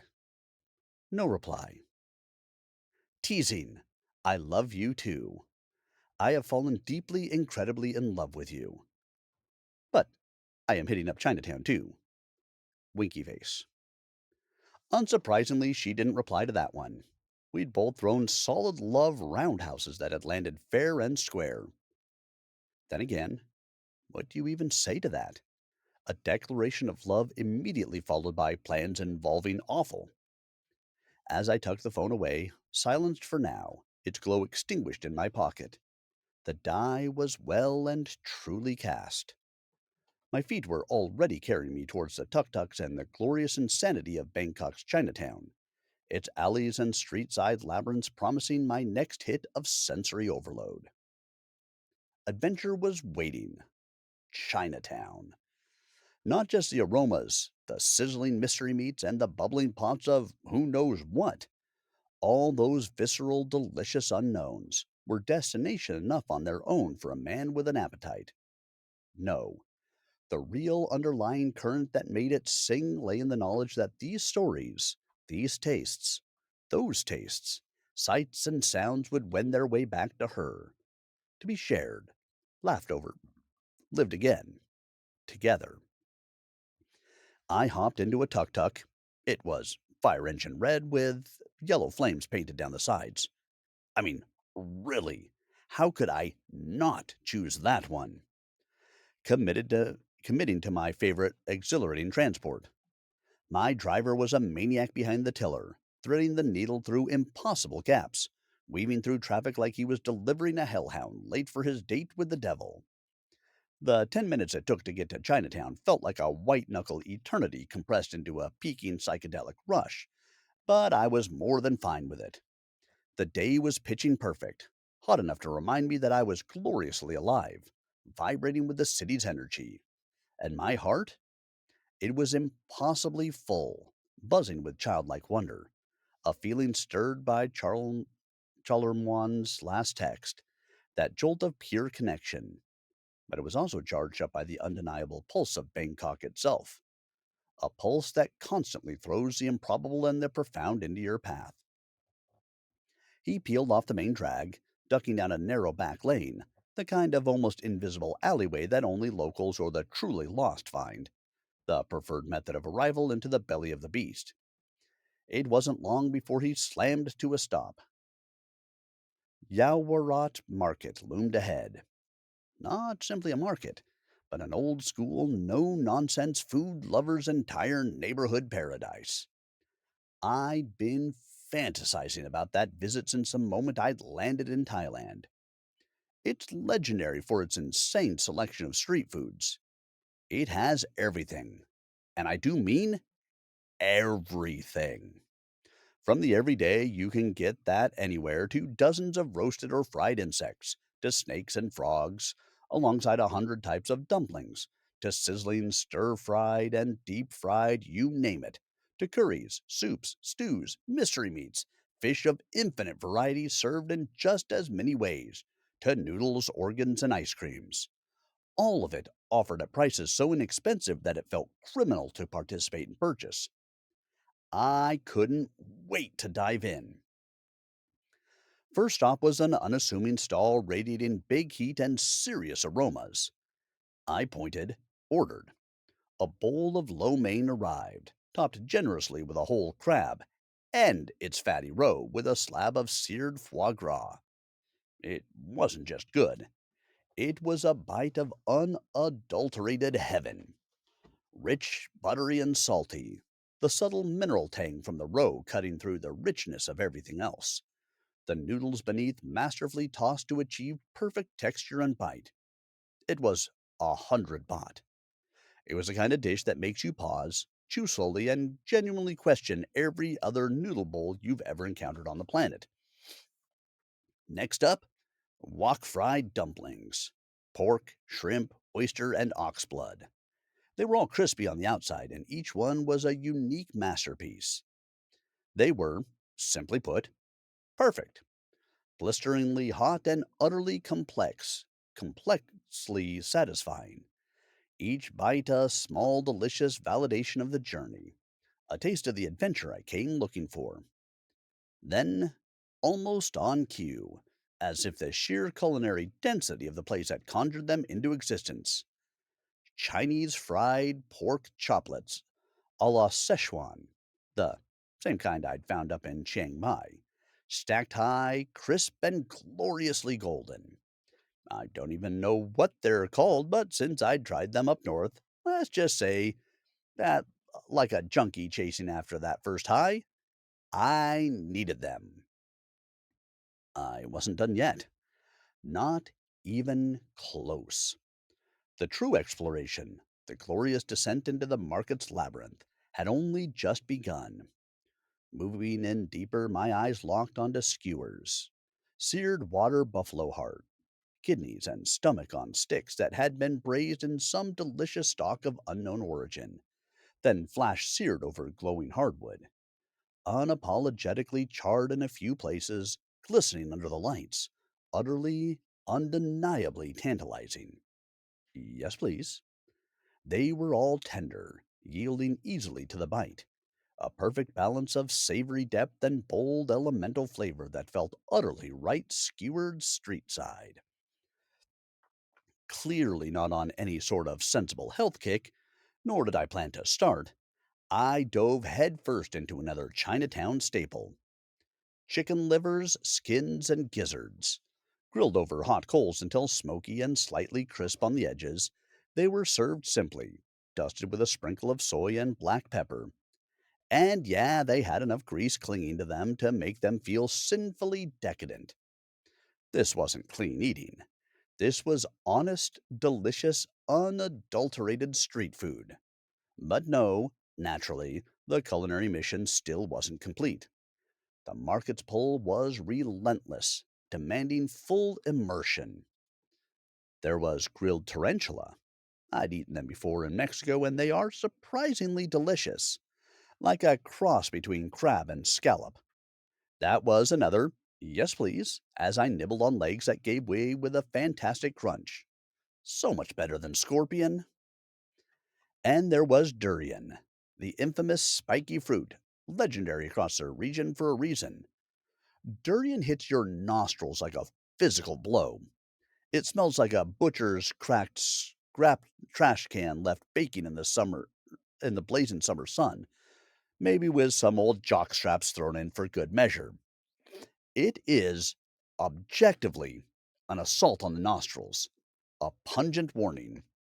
But, and this is the crucial faith requiring part, if you are willing to push through that formidable olfactory barrier, if you commit, it tastes like something else entirely.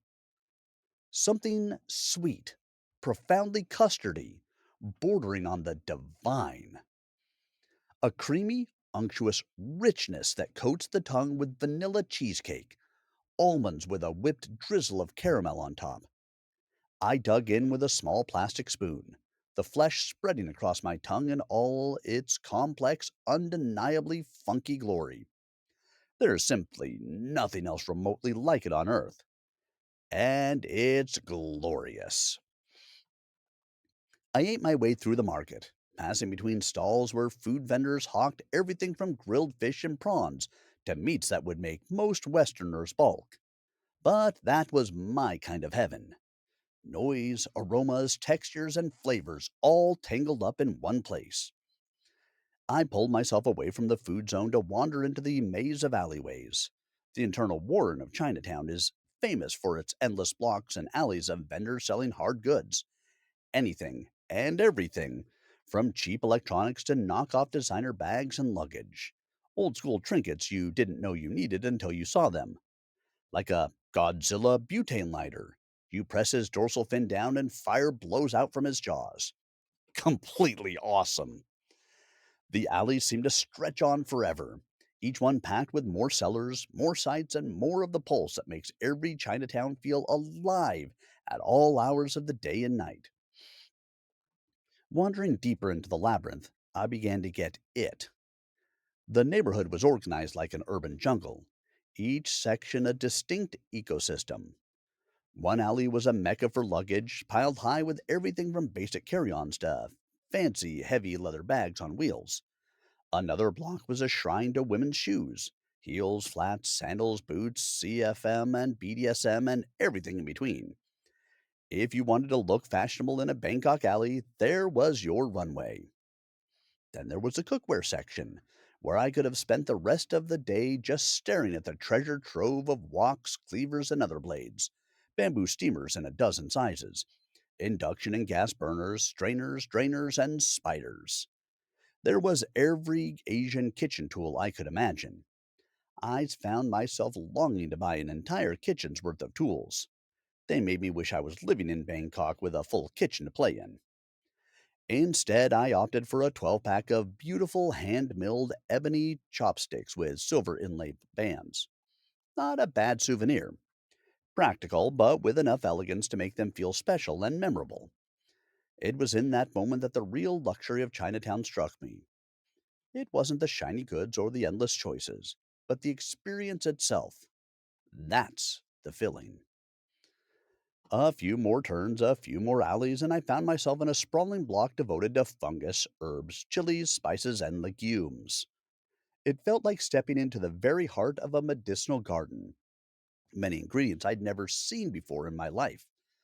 Mushrooms in untold varieties, herbs in every color, fresh and dried that could cure ailments I didn't even know I had.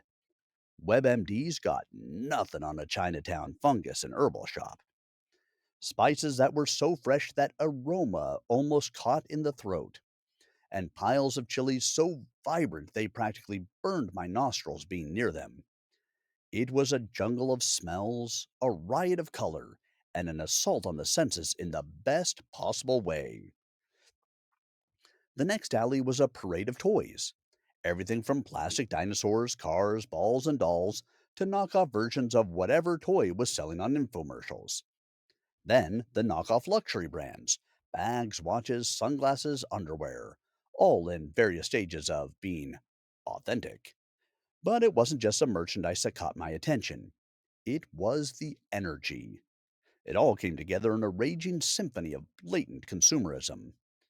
But no matter how many distractions there were, I kept coming back to the thing: the food. It was everywhere. The aroma of sizzling meat, the sharp tang of soy, fish sauce and garlic, the sweet sugary scent of freshly fried desserts wafting through the air. Each alley seemed to have its own specialty: grilled skewers, fried rice, wok seared veggies, dim sum, sweets, meats on sticks, duck on rice. It was sensory overload in the best possible way, and I couldn't help but keep eating, tasting, and savoring bite after bite, knowing that this was a rare opportunity to get lost in the rampant indulgence of a food lover's paradise. Heading back from the glorious, greasy trenches of Chinatown, the immediate, undeniable need was a shower and a change of clothes. Dinner with Sam, my monk brother, was the next appointment on the books. A welcome bit of grounding after the day's sensory overload. And I was looking forward to catching up. But there was something else, something quieter, but far more pressing, sitting squarely in my heart. Drawn by an utterly necessary impulse, I picked up 3 bouquets of vibrant tropical flowers, a riot of fragrant blooms, variegated leaves, and stalks of a dozen hues. On the blessedly air conditioned MRT ride back across the city, Chinatown to Safan Taksin was easy. Amidst the drone of the train and the shuffle of passengers, I carefully rearranged them, combining the disparate elements into one riotously large bouquet, layering scent and stem with the focused intensity of a painter loading a brush, each placement an unspoken message. The flower arranging project on that crowded commuter train drew a few curious smiles from fellow passengers, a small shared moment of unexpected humanity in the daily grind. A wonderfully flamboyant ladyboy gave me a big thumbs up, dramatically batting her eyelashes and asking in a perfect exaggerated female voice if they were for her.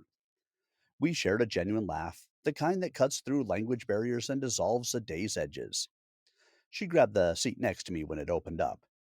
Grinning, she leaned in conspiratorially and told me the girl receiving them was incredibly lucky, as she helped me slip stems and petals into perfect position. My response came instantly. heartfelt and true, without a second of hesitation. No, I said, holding the vibrant blooms. I am the lucky one. And in that moment, surrounded by strangers but connected by that simple exchange and the intention in my hands, I knew it was the simple, undeniable truth. Back above ground, emerging from the urban circulatory system, I flagged down a cab. The mission shifted gears, shed the sweat and smells of the day's explorations, and prepped for the evening's different connection. It was a fast shower, a rapid shave, then putting on a white Brooks Brothers button down shirt, pairing it with my olive linen drawstring pants.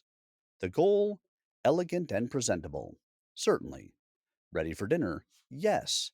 But more importantly, feeling a quiet, hopeful readiness for whatever came later. First, though, I had flowers to deliver. I stepped out of the Sunreno driveway and cautiously made my way along the sidewalk towards Chalermwan's shop. My eyes found her, radiant in the late afternoon sunlight. She'd slipped into her store with a customer, swallowed up by the daily rhythm of her business. That was my cue. Moving with a stealth that felt both necessary and absolutely absurd, like I was planting classified documents instead of flowers. I crept up the last few feet and gently laid the riotous bouquet across the top of our fruit, those deep purple mangosteens. Mission accomplished. I ducked back, melting into a shadowy alcove 2 doors down, out of sight, but positioned to catch the moment her eyes landed on the unexpected gift. From my hiding spot in the shadows, a nervous voyeur, I watched as she emerged from the shop. She handed off 2 bulging bags of fruit, and another satisfied customer was sent on their way. She turned back towards the stall, towards the mangosteens and their improbable splash of color, interrupting the neatly stacked produce, and stopped dead. The pause was wonderful. A flicker of confusion, then recognition bloomed across her face, and in a heartbeat she scooped them up, pulling the huge bundle into her arms, clutching the bouquet tightly to her chest. A smile erupted across her face, sudden and brilliant, a genuine burst of unrestrained joy that could have powered half the city grid. She bounced on her feet, spun around, turning in every direction, scanning the sidewalk, searching faces, looking for the culprit. The moment her back was turned, I made my move, abandoning my lookout, covering the short distance across the pavement that suddenly felt vast. Reaching her before she could turn, I wrapped my arms around her from behind, pulling her back against me. I buried my face in her neck, breathing her in, feeling the impossible rightness of being close after the day's distance. I kissed her neck softly, over and over, a quiet, desperate, thankful reaffirmation that needed no words. Not yet. I'm madly in love with you, I whispered into her ear, the words raw and entirely true, a confession offered only to her in the midst of the indifferent street bustle. And then the simple human truth that underpinned everything, the weight of the day's miles and moments. And I missed you so much it hurt. The entirety of that ache of separation felt throughout the morning and afternoon, released in a singular moment on that busy sidewalk. She dropped the flowers. Just let them fall, a sudden colorful splash on the pavement by her feet. She leaned back into me, completely relaxed after my embrace, a perfect counterweight to my own racing heart. Her hands rose, finding their place, cupping my head, holding me against her skin, against the unstoppable rhythm of her life on the street. I released her just enough to gently turn her around, pulling her fully into the moment. In that second, on that busy sidewalk, amidst the noise and the heat and the indifferent flow of the city, the vendors calling out, the tuk-tuks roaring by. Not kissing wasn't an option. We melted into each other right there. A sudden, quiet, still point in the turning world. Breathing each other in. Eyes open, locked. Seeing only each other. The rest of Bangkok, a blurred, irrelevant backdrop. I couldn't give a damn who saw. The faces that might have turned, the whispers that might have followed, none of it. All of that faded away, inane noise against the undeniable magnetic truth of the connection binding us. I found my name for it: purity. We lingered a while after our sidewalk tryst, still caught in the afterglow, chatting softly. I asked her if she'd wait for me tonight. Without hesitation, she said yes. With reluctance, I peeled myself away. I needed to get across town to meet Sam for dinner. On the way out, I stopped at the Sunreno to let Wing, the doorman, know that Chalermwan would be staying in my apartment that evening. He assured me that she'd be treated like royalty and that the manager had cleared the way, that she was not only expected, but to be treated with utmost respect. That settled, I flagged another cab and headed to the restaurant Sam claimed was the best Thai food in all of Bangkok. I was excited for the meal, but even more for the company. Sam and I had talked Thai food during downtime at I Monastery. Over long afternoons, we'd swap stories about food and restaurants. He'd get the soft look in his eyes when he described his favorite dishes, like he was seeing home through taste memory and enjoyed relating the details to me. At some point, we made a promise to each other. When I got to Bangkok, we'd meet for dinner at a place he and his family swore by: Horsamut, tucked away at 8 Ta Kam Alley, right alongside the river. If you ever find yourself in Bangkok, go. It's got style, location, great food and drink, and it is a fantastic romantic setting for date nights. But do yourself a favor and make a reservation. It's required. My driver did his best cabbie magician moves, coaxing a path through Bangkok's Friday night traffic, ducking down alleys so narrow I could have reached out with a fingertip and gotten a manicure along the walls. We finally pulled into a discreet driveway that sloped down toward the water. There, a cement and steel structure stood, the sharp angles softened by trailing vines, light spilling from hidden spotlights above and below. It was clearly upscale, in that understated, if you have to ask the price kind of way. The other diners looked like they had stylists on speed dial and had just left a GQ cover shoot. The moment I mentioned I was meeting Sam, the hostess snapped into action, leading me upstairs to the open air dining deck and the best table in the house.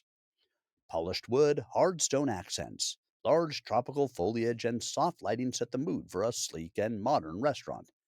Sam sat waiting, smiling. He was looking forward to our reunion as much as I was. He stood to greet me, and for a second, it didn't feel like we were in a restaurant at all. It felt like we were in a pocket of time, borrowed from a life we no longer lived. Our monk robes were gone, but the monk life still resided within, though we were worlds apart from our days at the monastery. We hugged like brothers, and I felt something in my chest go soft. But even as I sat down, even as the waiter placed chilled towels in our hands and poured sparkling water as if we were royalty, a part of me was already rushing back to our apartment. Yeah, it was now our apartment. Charlemagne was there, waiting. I'd asked her to wait. She immediately said yes, knowing this night was important. But it was a wrench for both of us. I wanted to hold on to every second with Sam.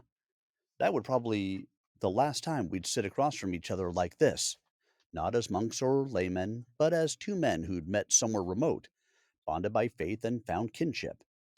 And yet I could feel the hours slipping, the weight of time stacked on both ends.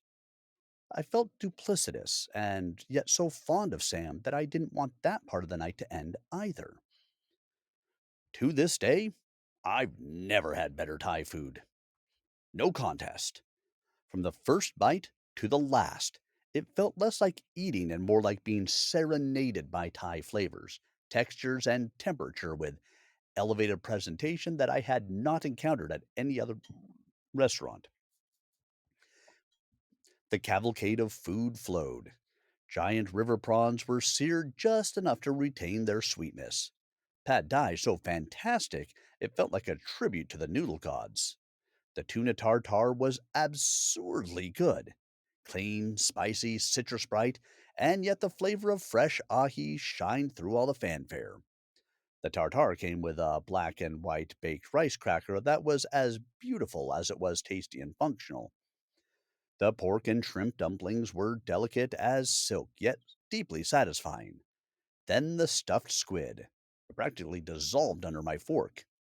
Even the rice, sticky and fried, tasted like it had been touched by some ancient culinary spirit.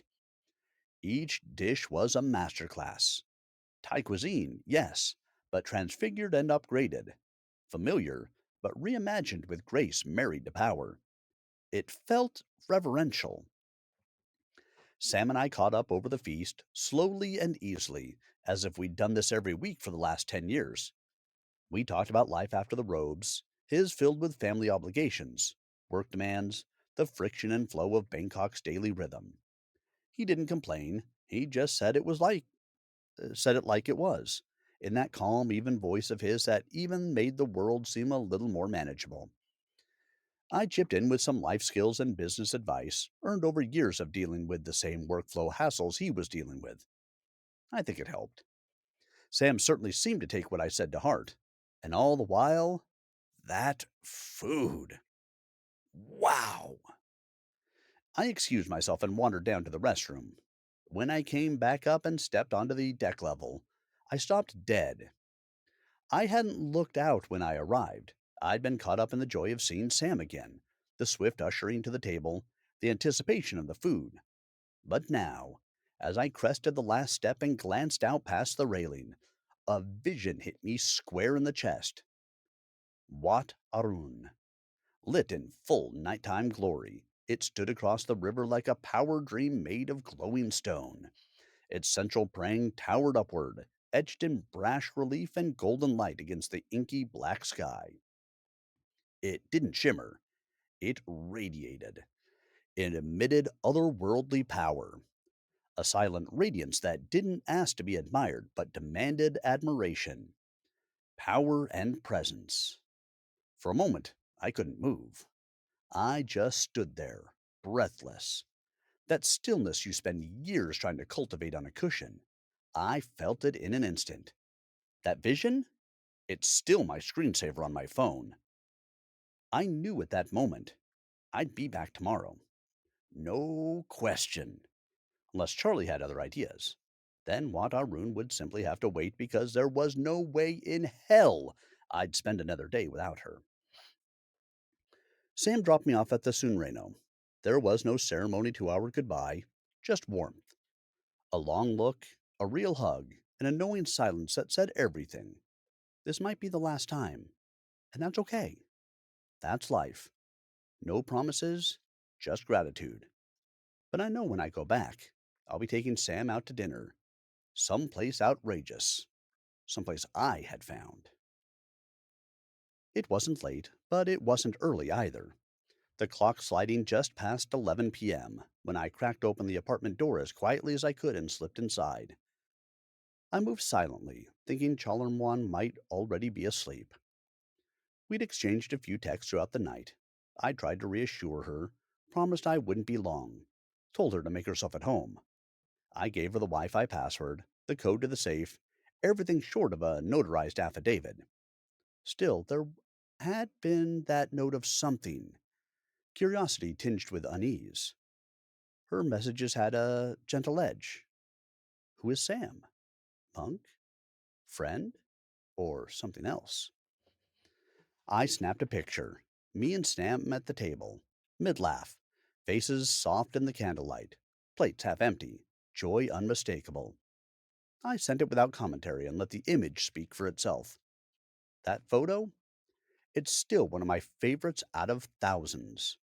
Because it's not just a picture of dinner with a friend. It's a portrait of brotherly love and respect. Of two men who knew what the other had been through and honored that friendship through a fine meal in an amazing place. What I walked into when I opened the door wasn't the dim hush of sleep. It was something else entirely. The bedroom was aglow. Pillar candles flickering, casting shadows that moved gently with the AC's rhythm. The bouquet I'd left her earlier had been dismantled, its components distributed in glass vases, drinking glasses, jars, and bowls. Everywhere I looked, there was color and care. The room smelled like frangipani, jasmine, and Charlie. Sweet, humid, alive. It was quiet, but not empty. It was walking into promise. And there she was, Chalermwan, reclined on the bed, face towards the door on her side, radiant, ethereal, draped in the most beautiful lingerie I'd ever seen. The candlelight turned her skin to glowing amber, her presence quiet yet commanding. She didn't speak. She didn't blink. Her eyes met mine and held them, steady and sure. Then, with the smallest curl of her finger, she beckoned me forward. No drama, just a wordless invitation to come home. Later, beside her in the hush and flicker of the room, I lay, barely awake. Her breathing was soft, sweet, and steady against my shoulder, her hand resting lightly over my chest, grounding me in something I'd been missing. I blearily stared up at the ceiling, at the slow moving shadows, and tried to take stock of how quickly everything had changed. Just weeks ago, I was wrapped in saffron robes in the jungle, rising to chants in the disciplined, scheduled monastic life, days shaped by peace, structure, intention. Now this. Bangkok buzzed outside the window. My belly was full of fire and flavor. Candlelight danced on the walls. And Charlie. Her warmth, her grace, her easy musical laugh filled me to the brim. The contrast should have been jarring, but it wasn't. It felt like continuum, like I hadn't abandoned the monk, but had absorbed him and carried him into a new kind of reverence. Bangkok had cracked me open with a rib splitter, not with spectacle, though there was plenty of that, but with small moments, disarming collisions of pure, honest intimacy and surprises in many guises. It wasn't just the temples, the food, or the frenetic poetry of the city in all its glory. It was, most of all, the people, the moments in between, those threads of human connection that wove through everything else and made the heat, the noise, the uncertainty all worth it. I didn't hate the city anymore. Not even close. I was falling for it. Hard. Piece by insane piece. Tomorrow I'd return to Wat Arun, this time with Chalermwan by my side, if she'd have me. We'd see it in daylight, walk its stone terraces, trace the silhouette that had burned its way into memory and fantasy from across the river. After that, who knew? Thailand was wide open before me, one footstep at a time, one breath, one dish, one connection at a time, but only if Charlie was by my side.